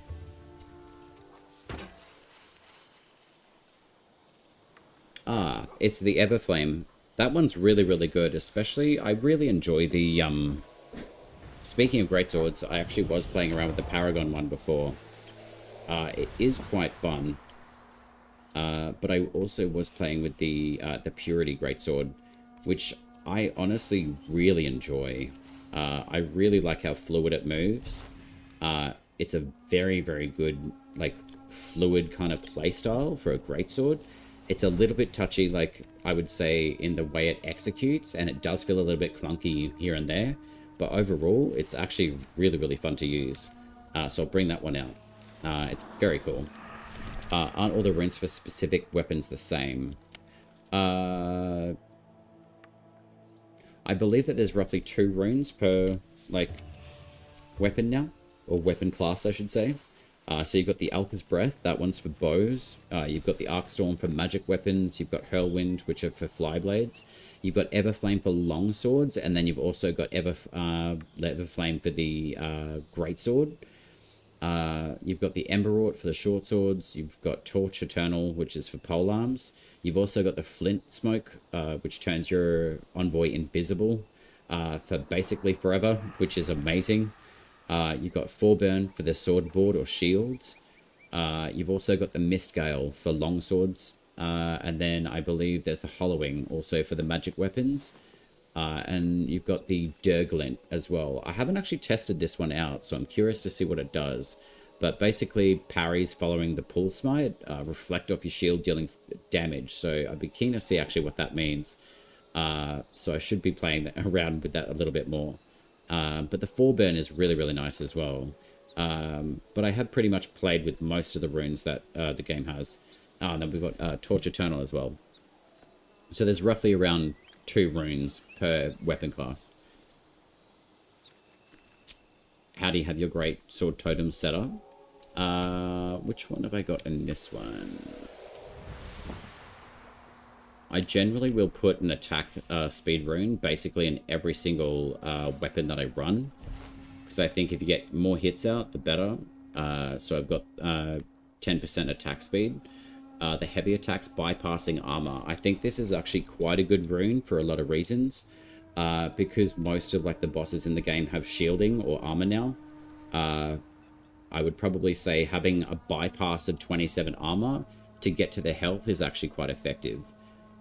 Pull Smite restoring courage. That will just increase my damage output with using a greatsword. And then I just put a little bit of physical armor in there so I can actually tank a hit. And then I do apply the Everflame rune on there as well. So that's pretty much how I set up most of all the greatswords. They do slowly hit, which is understandable because they're a greatsword. But they do basically... they hit pretty hard. So I think we did start off with the Mendicant King and we've done that one. So we've pretty much done all of the southern area as well. So let's head up to the Imp now. I know it seemed a little bit counterintuitive of doing the forts, but I think just doing the forts like pretty much one after the other kind of made sense. And that's a bit hard. Like it kind of puts Nimrod off into like the side of the entire run of like how to get through the run now. So I do want to map out a different run for the boss routes now. But also we do have the opportunity after the Imp, we can actually come up here to the, I think the Glades of Andurin, but also the Nethans as well. We won't necessarily need to do the Nethans now because we've already done the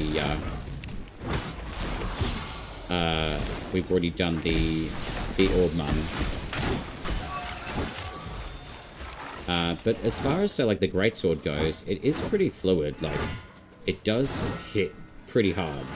So, and the swing of it is really, really nice. And then if you're actually sprinting and then you press a heavy attack, you can basically kind of, like, axe forward pretty much. And it works really, really well. So, I'll show you a few different bits and pieces. It is worth noting, like, using a few light attacks is useful, but also adding a heavy attack in between, and then doing, say, like 2 light attacks and then a heavy. It's very similar to Warframe and, say, like their own like stance mods, basically. If you think about it that way from Warframe terms, all weapons have, say, like a 2-handed hit mode, or they do have like a heavy mode attack as well.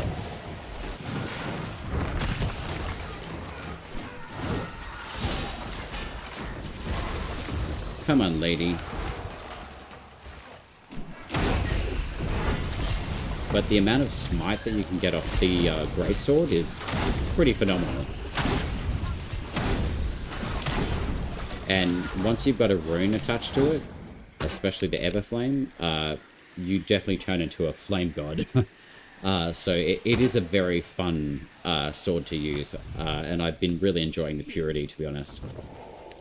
Attack speed on greatsword is a godsend, otherwise I wouldn't like it. Yeah, exactly, Grey. Yeah, I think having a greatsword is very fun as long as you're able to apply the totems. So definitely be picking up all of your totems that drop through your rotations, especially in, say, like more of like the foresty areas too. Like this area around here will generally propagate quite a lot of animals that will spawn. Birdie's Bog is also another nice area for animal totems to capture, pretty much worldwide. Sometimes, like, you will find a lot more of the 5-star totems animals being charmed, basically just hanging around more so like the external higher level areas. I would probably say too, if we go along this rock over here, we can actually cut over the mountains and then we can come through here as well. But either or, like, basically you'll be able to... I actually like the fact that you can actually see another envoy right off in the distance. That's really cool. There's 3 totems that don't want to drop for me. Which totems would that be exactly, Grey? They'll eventually drop for you. You've just got to, like, find which areas that you actually want to go explore. A lot of, like, your higher level areas, especially with, like, the north, like, eastern part of the map, this area will carry a lot of high-end level enemies. Say, rating, I would probably say, like, level 35 plus, 40 plus even. You will get higher level spawns in the higher level areas of the map. The Rat and Beaver for Greatsword and Duck for Shield.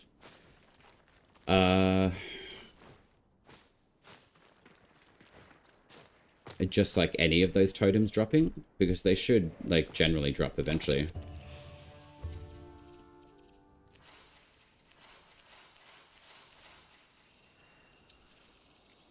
Unfortunately, we don't have any of the greatsword totems filtered in the game just yet, but hopefully we'll see that come through. But at the moment we don't. So you can filter out your flyblade totems. You can do your long blades as well. But it's just checking one of each and then clicking the next one up. So these are all like the bow totems that you can get. Keeping in mind, it does give you duplicate totems as well if you've leveled multiple of the same totem. But essentially, like, you can check which totems that you do have. But it's better to do it within the Nightfold, within your compendium, rather than not. I've been catching all 3 all day yesterday, but these ones specifically don't want to. Okay. In what sense, though, Grey? Like, are you expecting that there are going to be, like, certain ones, or are they just not dropping for you at all? Did we ever figure out what the numbers on the upper right corner mean? With these ones? Like the totems? I don't really think it actually... I don't actually have an answer for that one, to be honest, Jam. I really don't. I don't know if it's just, you know, card 1, 2, 3, 4, 5, 6. Maybe that is what it is. But I don't actually have any information on that as to what the number would actually mean. I think what's more important is what weapon it applies to. But as far as, like, the numbers in the cards, maybe it is just, like, documenting, like, 1 squirrel, 2 squirrel, 3 squirrel. I really don't have an answer for that one. I looked in the compendium, and that's the only ones that are grayed out. I can't actually check myself at the moment, but I'm not really sure. Like, those ones eventually will drop. I wouldn't stress too much about that, Greg.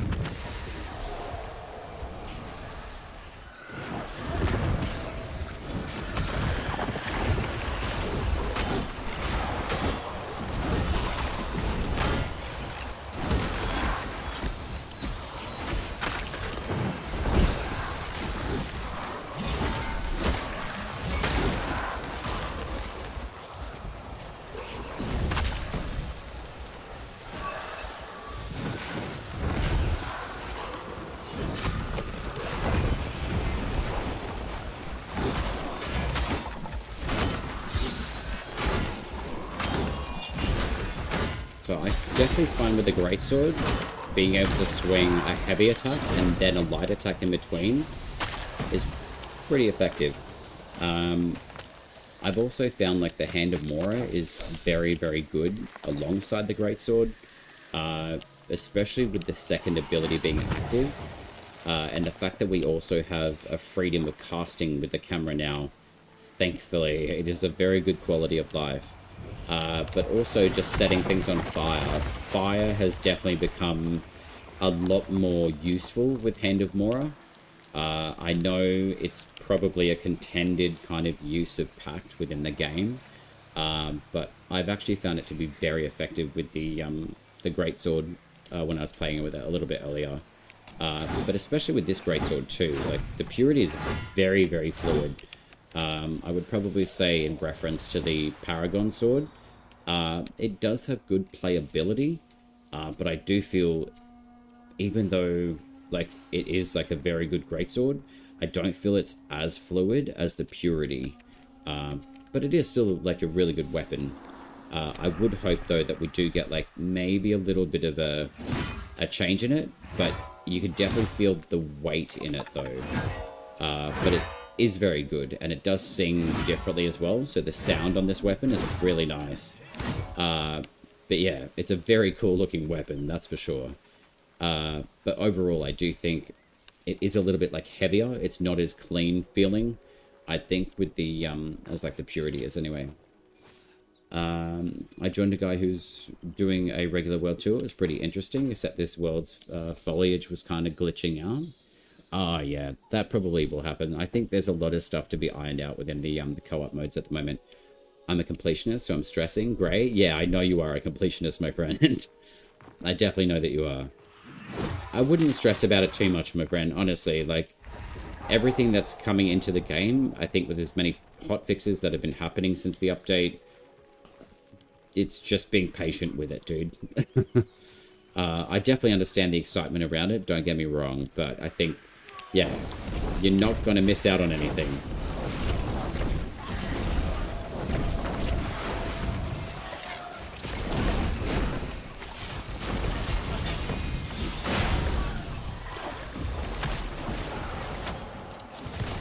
I definitely find with the greatsword, especially the Paragon, it does have like relatively good like movability, but I do notice like a little bit of like lock-on stuff happening with the camera though at points, which is okay, but I could definitely see that it definitely has like a little bit of a funky thing happening to it sometimes.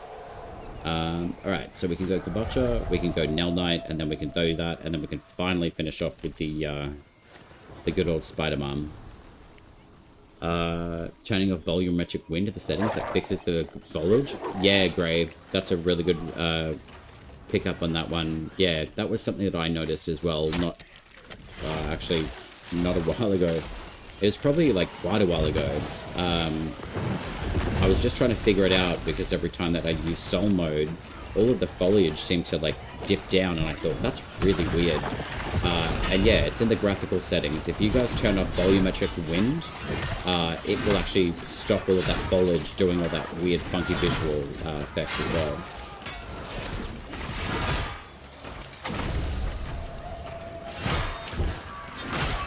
Another benefit to using the Hand of Mora with a greatsword is that it will ignite enemies after about 5 or 6 seconds too, which is really, really nice.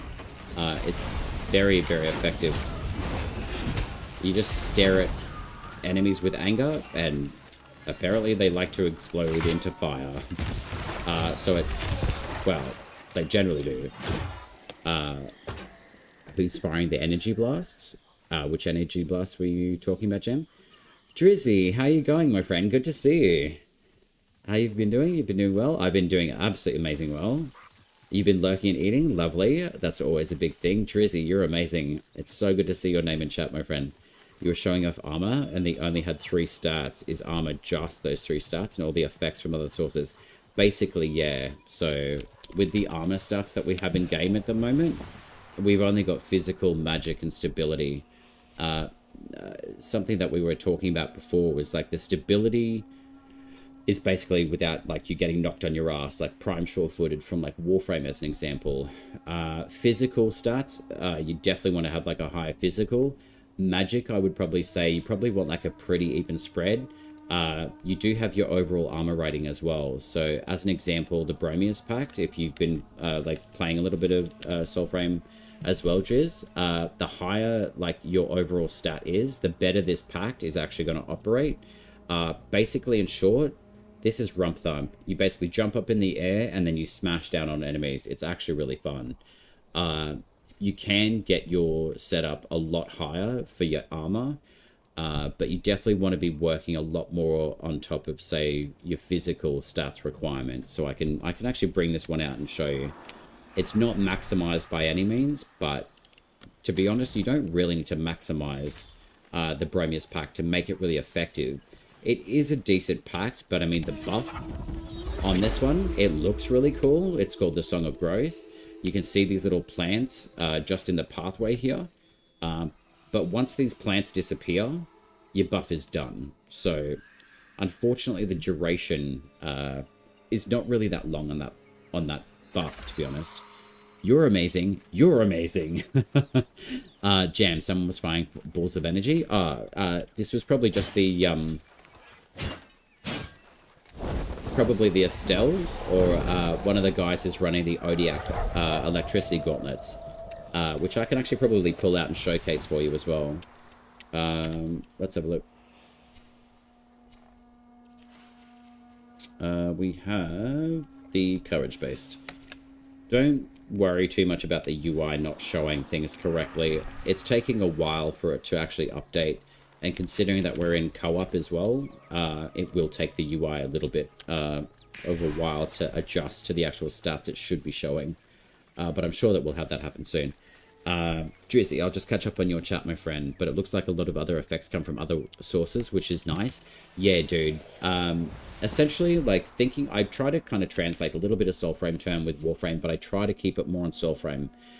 Spirit is basically your duration of your abilities, your grace is your range, your courage is your strength, or your damage output. Those 3 stats all inherently will affect what weapons are attuned to. We can affect the attunement of your weapon, so if it's courage based, you want to lean into courage. If it's more, say, like a spirit based weapon, say like Gathanan. This one's an attuned spirit weapon, and you need a minimum requirement stat or virtue points of like 20. And then similar with, say, like Willen, it needs about, it doesn't actually need a base attunement. But say, for example, you've got the Earthroot Staff. It requires 10 spirit to be most effective. And the same thing with bows. This one's actually a courage-based bow. I have switched over the courage with the Quicksilver Blessed by Mora Joinery, which you can access through your Kitha King's faction, which is really, really funny. Yeah, Drizzy, I'll take you through the Rump Thump as well. This bow, the Starling, originally started off with the Grace, which is what you see in the 2 blue stars in the attunement level. But it technically is Blessed by Mora, which is courage-based, so it should actually be showing these red stars, not the blue ones. But considering that it's newer weapon, etc., it'll probably take a little bit for that to be adjusted. So I will probably take... Actually, I'll bring the Starling Bow, and I will bring the Odiak as well. Actually, do I want to bring the bow? Nah. We'll bring out the Sword and Board. Sword and Board is very fun.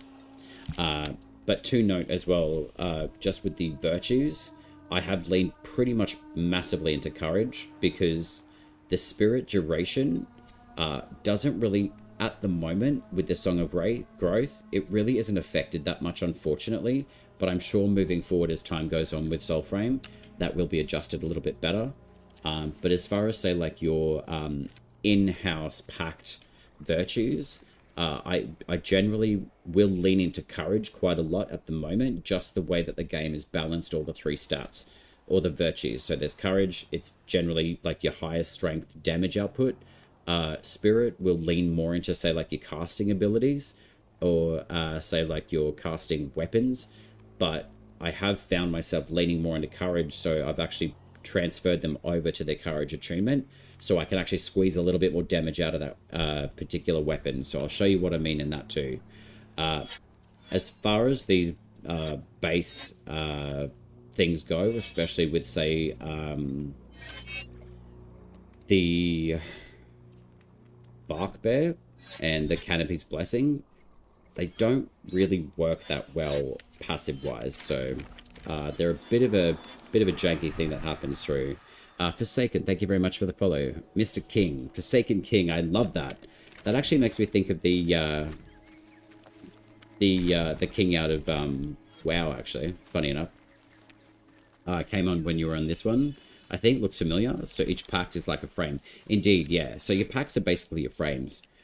We only get 3 abilities though. So we don't actually have a 4th ultimate. Essentially, our ultimate abilities now are translated into a weapon with the runes in the game. So, where are we? So these would be like our 4th Warframe ultimate ability, which are basically packed into a rune, and then we can level that one up, and then that will essentially give us like an extra power. You missed the 4th? Do you mean like as in like the 4th ability, Heathen? I would agree. I do agree. Like it would be nice to have a 4th like ultimate ability, but I think that's what these runes basically satiate now within Soulframe. And I guess considering too, like it is really nice that we can translate a lot of Warframe terminology over into like Soulframe terms. So we're lucky to be able to have that that Warframe knowledge that we can actually draw off into Soulframe and actually apply it. And once you do understand like a little bit more about how the virtues work at like a very base level, that's when you can actually start extending out and thinking, okay, cool, like I know I can like puncture armor as an example. How can I exploit that in a good way with, say, like a magic-based spirit weapon instead of the like the courage-based, as an example. We had Alt, it was epic. They will come back. Hope so. Yeah, I haven't actually been part of Soulframe until Preludes 8, so I did hear a little bit more about the ultimates within Soulframe. So it would be nice to see if we actually do get them returning. Sneaky Blinders, is Soulframe coming to PS5 and is it worth it? Sneaky, currently it is in pre-alpha, is only on PC. They are talking about going into console ship. I'm not exactly sure when that's going to be. I would honestly recommend, if there is scope for you to even just like sign up to the Soulframe Discord, I would highly recommend doing that. There's their website, the Twitch channel, and the Discord for Soulframe. So just let me know if those codes still, the links still work. I'm pretty confident they do. And the invite is the Soulframe Discord for the main Discord for the whole Soulframe community as well. So if you want to stay updated there, you're more than welcome to as well. Grey Satanic. Oh, my hair is back on the old one after changing instance. Oh, are you talking about the cosmetics there, Grey? Yeah. That's probably going to happen though too. I mean, with the with it being co-op though, it's probably not going to be like as smooth just yet. All right, guys, let's go take out Kabocha. I do love the fact that we've got the Cabbage Patch Kids as well. These little dudes are my favorite to kick. Perfect height too. As long as they stop moving, but they really don't like moving. Come on, you little nut. There we go. Okay, and we can do a chop suey and turn them into salad. That's fantastic. Let's go get some Webbitwood sap. Did I say it was worth it, Sneaky? Yes, I do. I do say it is worth it.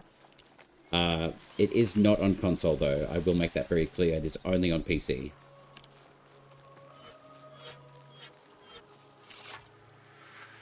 Let's have a looky look.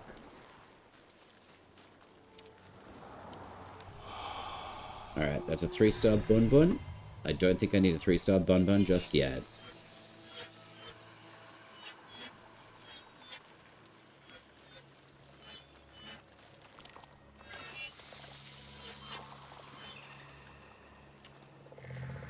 Is it solo and co-op? Yeah, it is both. You can have up to 3 squad members per party as well. Very cool.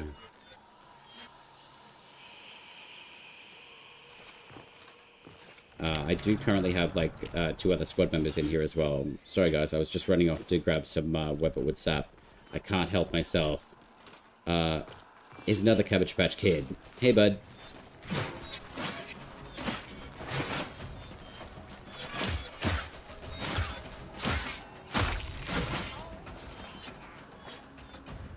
Alright, let's have a little bit of fun with the rump thump.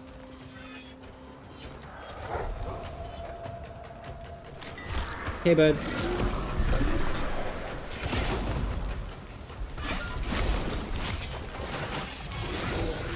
And the really cool thing about Kabocha is that he summons more Cabbage Patch Kids, which is awesome. But Rump Thump is definitely, like, a very, very good ability. But as far as, say, like, the entire kit goes, it's good. It will kind of knock bosses down with the Webbit Roots second ability, but overall it is purely based around the Rump Thump.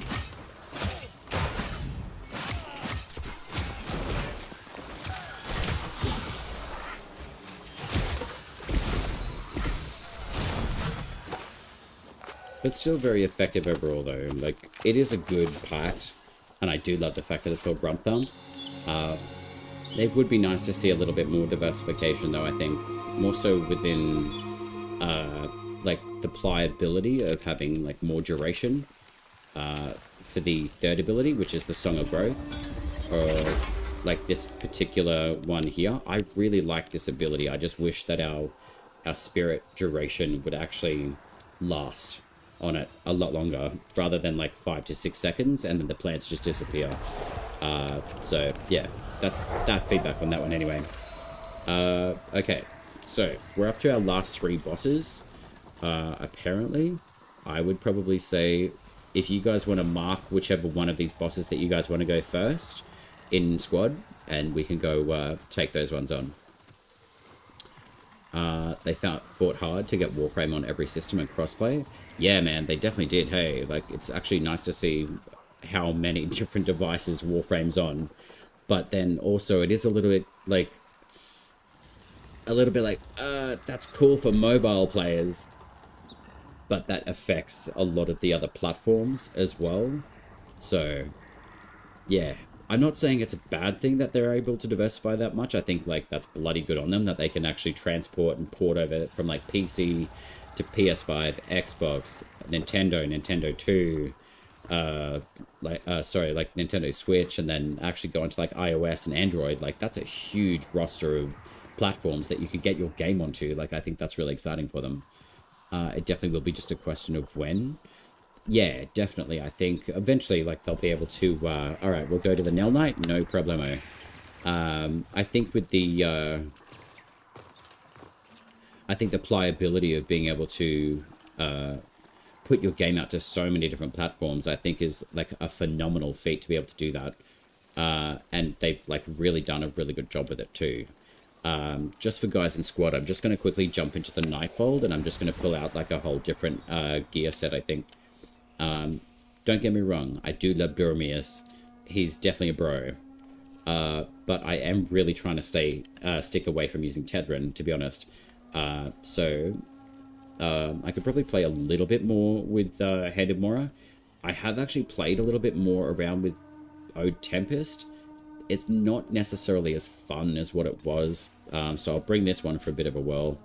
And then I'll just switch up to a different weapon already. I'll probably just go like the Twin Tines. Specifically because I want to show off the Flit Smoke rune. It is absolutely sensational. The fact that you go invisible basically permanently is absolutely astronomical. And I'm going to say it here on stream. This rune is absolutely perfect the way that it is. If it does change, I'm going to be extremely upset. It is a very good rune the way that it sets up, and it's just absolutely perfect. It does not need to be changed at all. And I'll show you guys why. It's absolutely stupendously good. What are the class choices, Sneaky? Well, technically there's like a fighter class, a caster class, and kind of like a little, like, assassin-y kind of class that can go invisible. It's pretty good. Like, you're not stuck into, like, one particular class. You could really open up and diversify what your class type is, basically. But basically every single envoy that you can play like an archer, you can play melee, you can play caster as well. So you can even dual wield magic as well as going melee, and also just like all of the abilities that we have access to.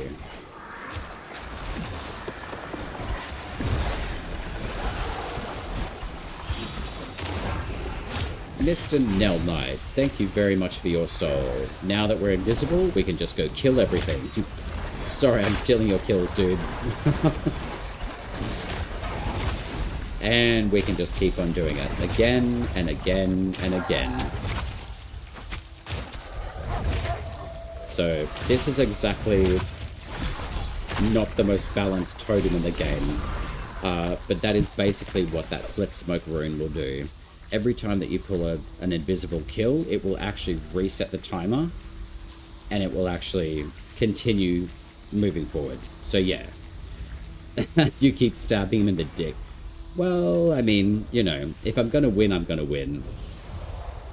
But yeah, as far as the Flit Smoke rune goes, it is extremely, extremely powerful, because it just keeps you in permavis until there's no enemies alive, basically. It's insane.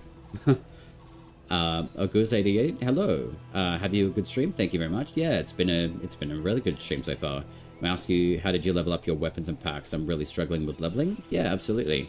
I would probably say the best thing to do is open up your entire world map firstly. Go and explore. Which, if you don't mind my asking, Oguz, which pack did you choose first within Soulframe? The reason why I ask is because it will give me an understanding of what faction that you're actually a part of, and to kind of give you a little bit of direction on how to level up, basically. So does it look like it will be pay to win? Sneaky? No. It won't be pay to win, no. It's a free-to-play game. Got Mescal now? Gemini? Nice. Jen? That's defo getting nerfed. Oh, yeah, absolutely. I know I was being really silly before by saying it's absolutely perfect. It's a perfect rune. It's absolutely amazing. But yeah, that's not going to stay that way. Absolutely not. The fact that you can just stay permanently invisible for a duration of 25 seconds and then just continuously cast it is absolutely sensationally, like, overpowered. So if you do have the rune, go and have fun with it now, because I can absolutely guarantee it's not going to stay that way, unfortunately. But it is really fun. You chose the Siren, but I have all the wild ones since I bought the Paragon. Nice. Well, welcome to the Foundership and the Paragonship, firstly, in Soulframe. It's actually a really exciting experience to become a founder as well myself. I would probably say one of the best things to do in leveling, I would probably say the Glade area. I would generally say recruitment chat within the game is actually very accessible as well. But this is the Carlisle area, and this is Fort Carlisle. If you come down here, you'll see this round circular area. Right in the middle of that is an entrance to the Glades of Andoran. It's probably one of the most guaranteed Glades of Andoran entrances that you can find directly south of Carlisle, and then east of the College of Pensives. Once you come into that glade, you can run that tile set, and eventually you'll come across like a corrupted area like this, basically where you met Garen Rude. And you can summon all of the mockeries, and then say if you have like 2 or 3 other squad members in your party, you can essentially just run the glades to be a forever running like Elite Sanctuary Onslaught, as you would say in like Warframe, or the Sanctuary Onslaught. It's just a consistent rotation of the same thing, but basically the enemies will scale with level. So they start off at level 1, and they can basically essentially scale infinitely, as much as what the game will allow them to. But that's a really, really good place to go leveling your gear. So at least you get like a little bit of a foot up with damage output. That's one ways of doing it. But other than that, I would probably say running your faction tails, faction tails 1, 2, and 3. They won't be showing up on my map at the moment, only because we're in the Cogah mode at the moment. Just for guys in squad 2, I've just marked our banneret, and then we can do our big finale with the Etheldred, the Orb Mum Spider. But that would be my recommendation, Augurs, on the best ways to kind of level up your gear. You can also just run into like the dungeons of Dermak, or the Undercity of Dermak as well. I would go check out the Neathans. Just basically exploration will give you experience. And there's a lot more saturated areas of enemies as well. So jump in and have fun. That's probably my advice on that as well. And just, yeah, level up your gear and just go ham. Alright, lady. Oh, bonkstick lady, we don't like you.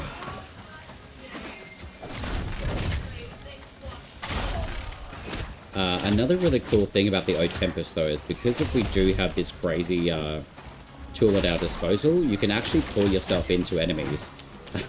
And it actually makes you very mobile. So you can pull some really cool moves off with the O-Tempest. So it may have been nerfed, but this is actually a very good functional way of utilizing both the O-Tempest and the Flitsmoke Rune. It's stupendously crazy, but I'm not going to keep backstabbing. So I think as far as that particular one goes, yeah, very, very crazy. But overall, even though the O-Tempest isn't as powerful as what it was, this is a very good utilization of it though as well. The fact that you can actually just continue coming in and just dealing out melee damage is really, really nice. So it's not everyone's favorite pact, I don't think, anymore, just because of the invincibility lacking that this particular pact used to offer, which is a shame, but it still does have really good output, say, in the space of being able to drop your Astrosphere, which is your second ability, which is like the big giant like AoE field. So if you think about it in the terms of, say, like Nova, when she primes enemies with her number 4, that can actually work really well. And then you've actually got the capacity to increase the voltaic damage output of your weapons as well. So that would be the Estelle and the Odiac gauntlets as well. So there is some very good usefulness to the O-Tempest, even though a lot of the physical damages from the enemies, it does scale with level, but it has been very much changed in that capacity. But being able to use your Flitsmoke Rune alongside the actual O-Tempest is still pretty cool. I think it can work still really, really well, and the fact that you can pull yourself into an enemy basically with, like, say, Valkyria's Ripline ability for, like, mobility and targeting enemies just by using your kick. That's how to activate it, when you've got your shield up at least, and you've got your reticle facing an enemy as well. So it is still pretty, like, a pretty good pack to use. Thank you so much. Your voice is so calming that I could listen to you all day. Well, thank you very much. I hope that you find that my voice is that charming to you. Alright, my friends, it is time for our big Spider-Man finale. I'm not going to activate her just yet, but I will just wait just by the oak tree, just here. So I'll just mark it on the map for you guys if I can, but I can't, because technically I'm underground, unfortunately. But I'll wait for you guys in squad until we're at the Spider-Man. And then, okay, nope, we're just going to get right in then, okay. Fair enough. Heathen Ways and Archer. Yoga Burrito 98, thank you very much for the follow. How are you? Welcome on in. Alright. Let's go take care of Orb Mom. I have a feeling I have probably not set myself up very well for this fight. The only reason being... Actually, I lie. I probably have. Let's have a look. Cogah Burrito subscribed. Holy Anna, man. Thank you very much. That's very cool. Thank you. I really appreciate that, my friend. I hope you're enjoying the Soulframe shenanigans, the information. I'm a massive nerd for this game. Was it the first one that we killed? Which one? Heathen Ways? The Archer?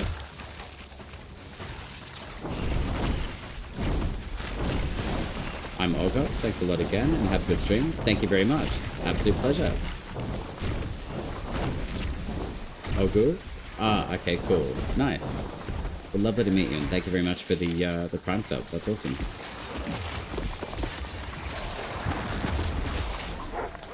Alright, let's get filthy with this Spider-Man.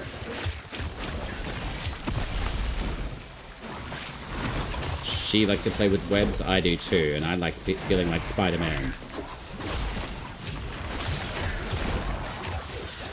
She can be quite interrupted as well. I mean, I'm not doing a huge amount of damage output to her. So another benefit to using melee, I probably could be using a little bit more, say, like, armor reduction on the twin blades, but I do find having a little bit more of the attack speed is very, very beneficial. Probably not the best damage output, unfortunately, because I'm not really breaking through her armor all that much with the current setup that I have anyway.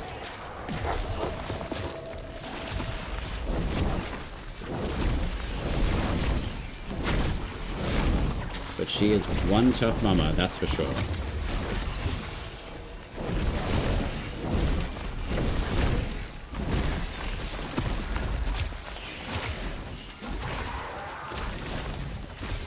But granted too, being able to take out all of the other bosses within Cogah and then coming to her, she technically is the strongest boss that we'll come across with every boss takedown that we do in Cogah at the moment. So unfortunately, that means their armor is extremely high.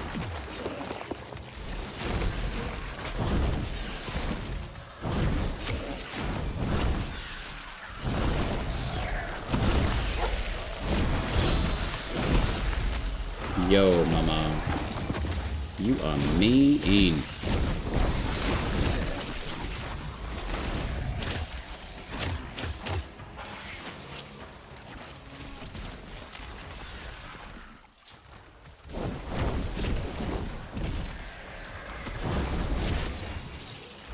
Alright, we're just going to break that stance and hopefully we'll get a little bit more of the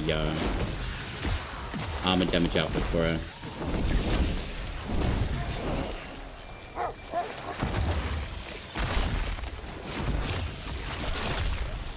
No, god damn it, I knew that she'd take me out. It actually makes the fights a lot more fun though. Like they actually become quite difficult, which is really, really nice. But granted though too, if you take just like a fully ranked up Tedrin and use Felist on her, like you would be able to like basically one hit her essentially. But I prefer to do that like more on like a solo run rather than with like squad, because I feel like it's a little bit unfair to other players if you can just like basically one-shot enemies though. So I have actually kind of showcased that a little bit tonight too, is like you can use different packs to basically like exploit the damage within the game and actually really take them out. So yeah, it is something I do like to show off for that reason though too. Jen, I always take her down earlier in the run, since I mostly play Magic, the targeting system makes her extra hard. Yeah, it definitely does. So, yeah, as far as, say, like, the setup that I had, basically on that run, like, the guys did a fantastic job, too. So, guys in the squad, too, both Gemini and Tenno Pain, it's actually been a pleasure. You guys have, like, really busted out the work today. I don't really feel like I've done all that much, to be honest, apart from talk a lot. But you are actually, you know what? We've got to take a family photo as well. I forgot.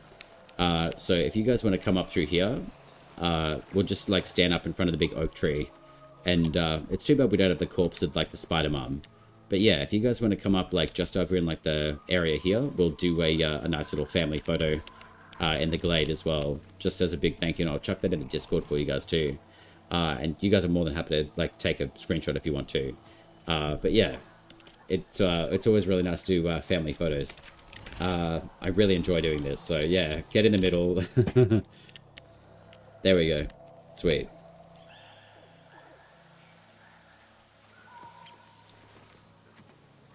Actually, you know what? Like a sitting one would actually be really nice though too. There we go.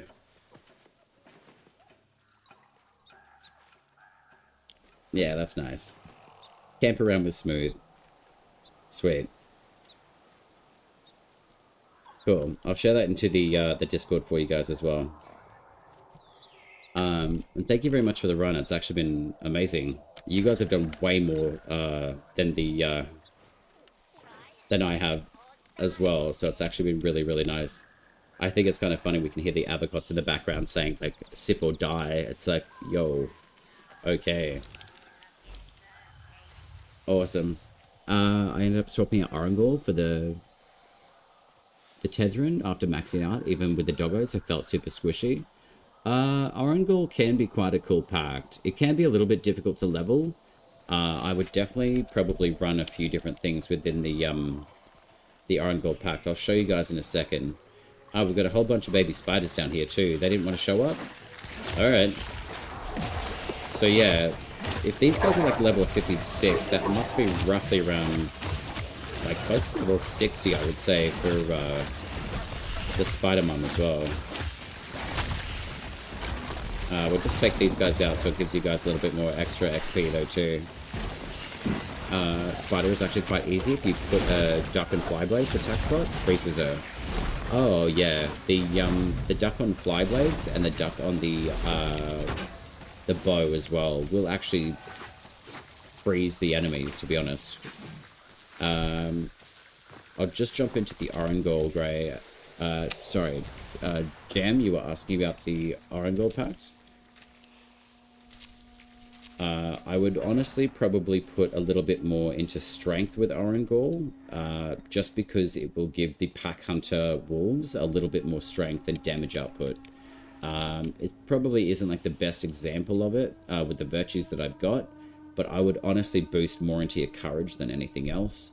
A little bit of duration. You don't really need a whole bunch of range in all honesty, so you can probably put a little bit more into spirit. And the reason being is because your howl will last longer.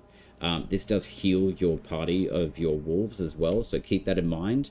This increases the courage and smite chance for you and your party, so that would actually mean your wolves as well.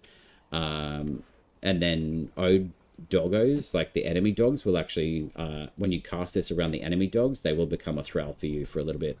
But the Pack Hunter Wolves, you can get to about 2 wolves, but I would literally lean more into, say, like your Soulbound for your melee damage output, a little bit to your Feral for summoning Orangol, but I would always generally choose Voided and Sympathy for regaining life on pull smite. So when you smite an enemy, they glow, you pull their soul out.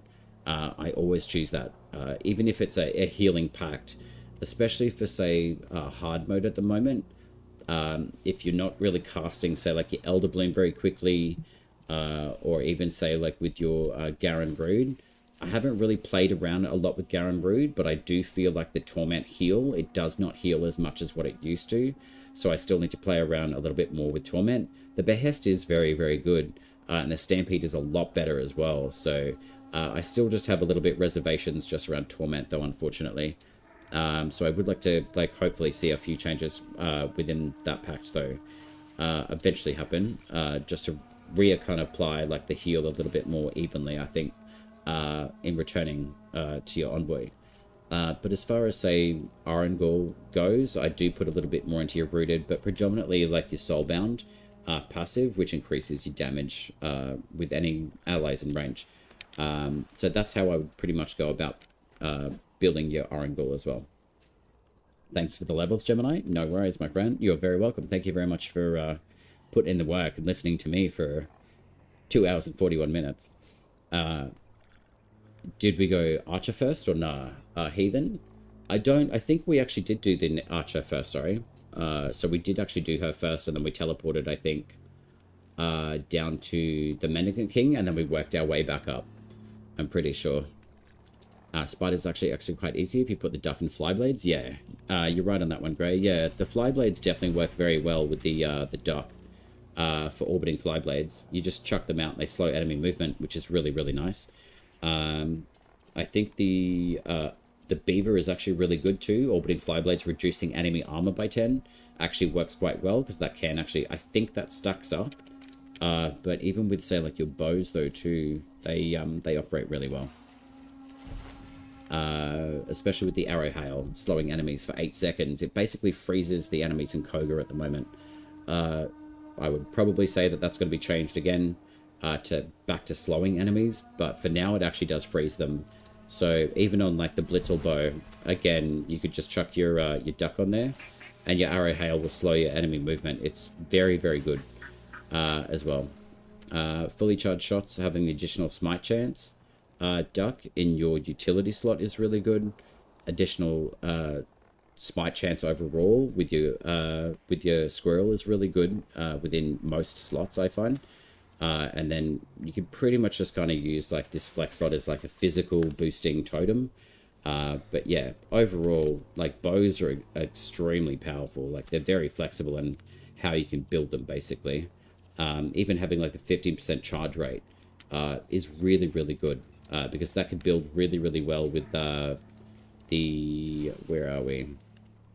With Tethering, especially around Fellist, but then also within the combat arts tree, within your archery or your bows, you can click on to Wolf's Eye, which is perfect aim.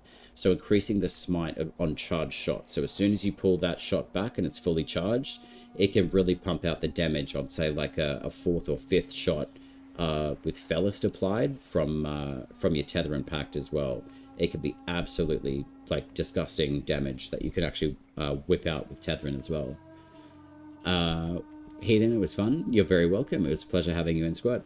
Well timed to free up a slot in your team now. Yeah, thank you, Gemini, no problem. Next time we could do long run, but dungeons if you're up for it. Yeah, I think it would actually be really nice to be able to do a another run. Probably incorporating the other bosses that we've got within the game as well. So I think we did do the Spider-Man within the Nethans, but we didn't actually end up doing the Imp, which was in the... I'm just trying to think of which one it is. I think it is the Glades of Andrin. I think, where would that one be? I think it's roughly around like here, I'm pretty sure. And then I think...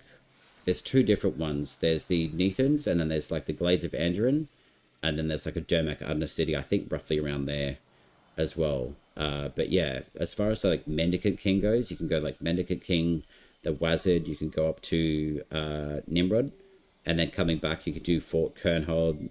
You can flick back through here and do the Mum Spider. I think through here you can do the...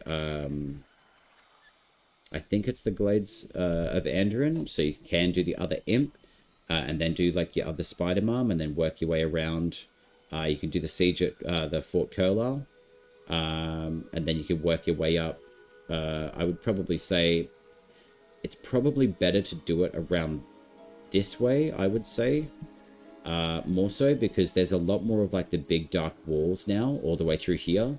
And the map has actually been extended up, so there's a lot more terrain to traverse, sorry, especially through this middle area. And it's not that easy to get through these gates. So, like with Fort Curlau and Fort Kernhold, you can get through this mountain pass through here. So this is very much like a gateway that you can get through. But this is all elevated grounds and pathing through here, which is pretty cool. But you can actually see around through this area.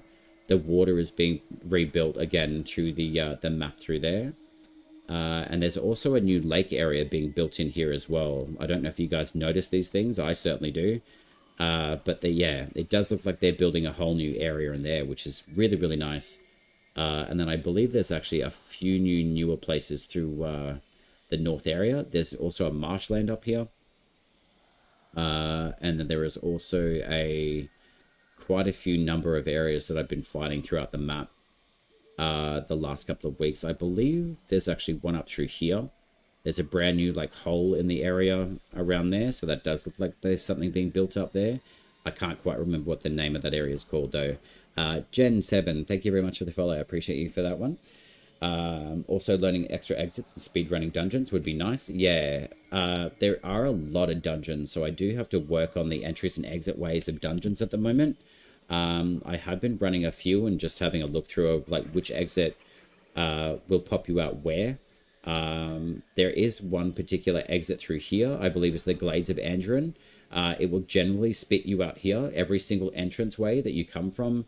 Say, even if you enter like a Glades of Andron from up here as an example, it will generally spit you out around that area, just just north of the castle here, but also just a little bit south of the Wizard. So it kind of spits you back into like the very main area of the map as well.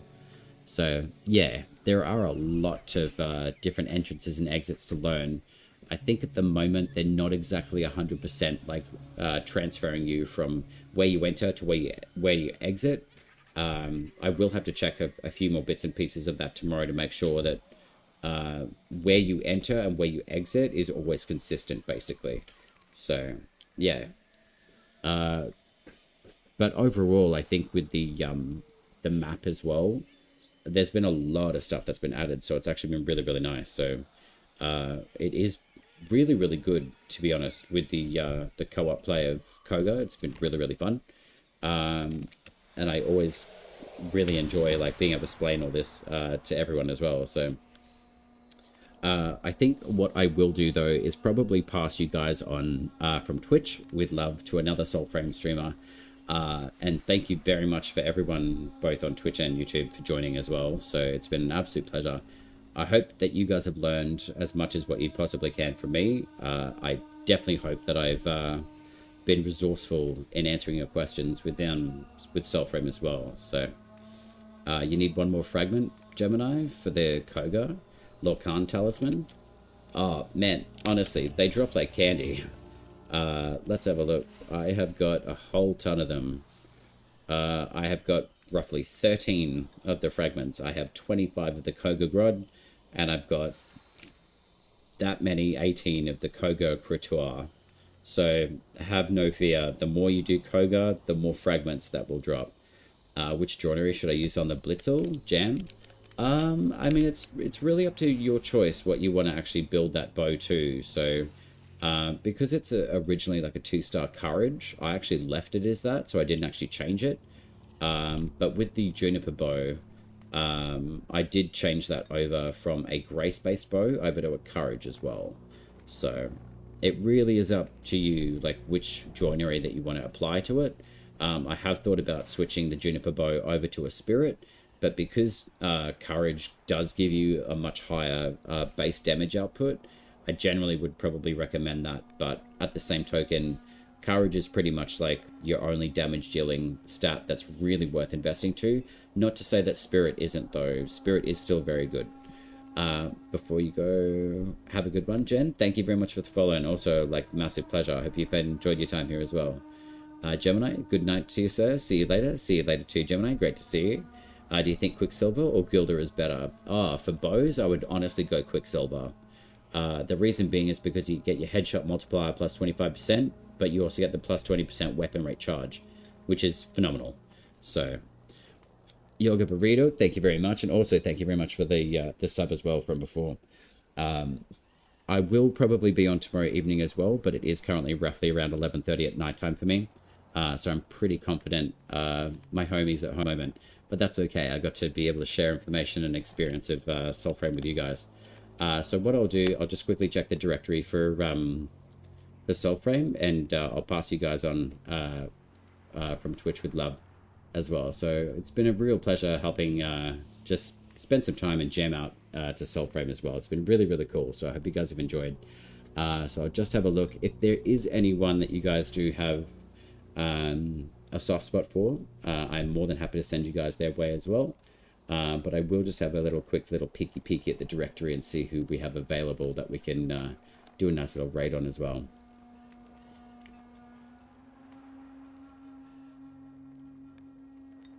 And then just one more little thing just for you guys on the Twitch Ola as well. I will just reenact just one little thing. there we go. If you guys are keen though as well, I do have socials active on a Discord, and I've also got the link tree there for you guys. So just let me know if those codes links work there for you as well. They should be active for you. And then for the YouTube guys, I do have a link in the bio of the YouTube channel as well if you are keen to check out some of the short stuff that I do on YouTube.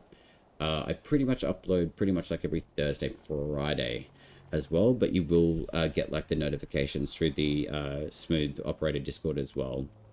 Let's have a looky. I always really enjoyed looking through the directory of just seeing how many people are streaming Soulframe. It's really nice to see a lot of new people popping in, so it's really, really nice.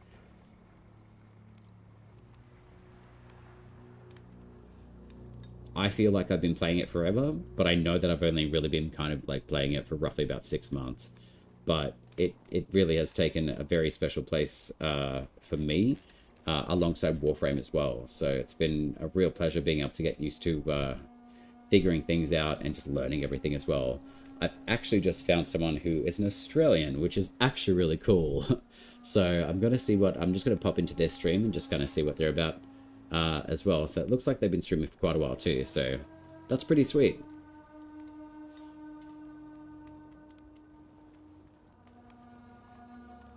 Yep, love her vibe. Cool. Her name is Candy Rocks. So I'm going to send you guys over to her. That seems really, really cool. It's really nice to see another Australian streaming Soulframe. So I'm going to send you over to Candy Rocks. And I really hope that you guys enjoy your time as well. So thank you very much for joining the Soulframe journey with me today. So I should be back on tomorrow, probably around like... I would say probably about like 8:30 p.m, 9 o'clock my PM time, just because it's pretty much everyone else is waking up time. So thank you very much. I will go rehydrate. Take care of yourselves. Great to see you, and I will see you guys in the next one. Ciao for now.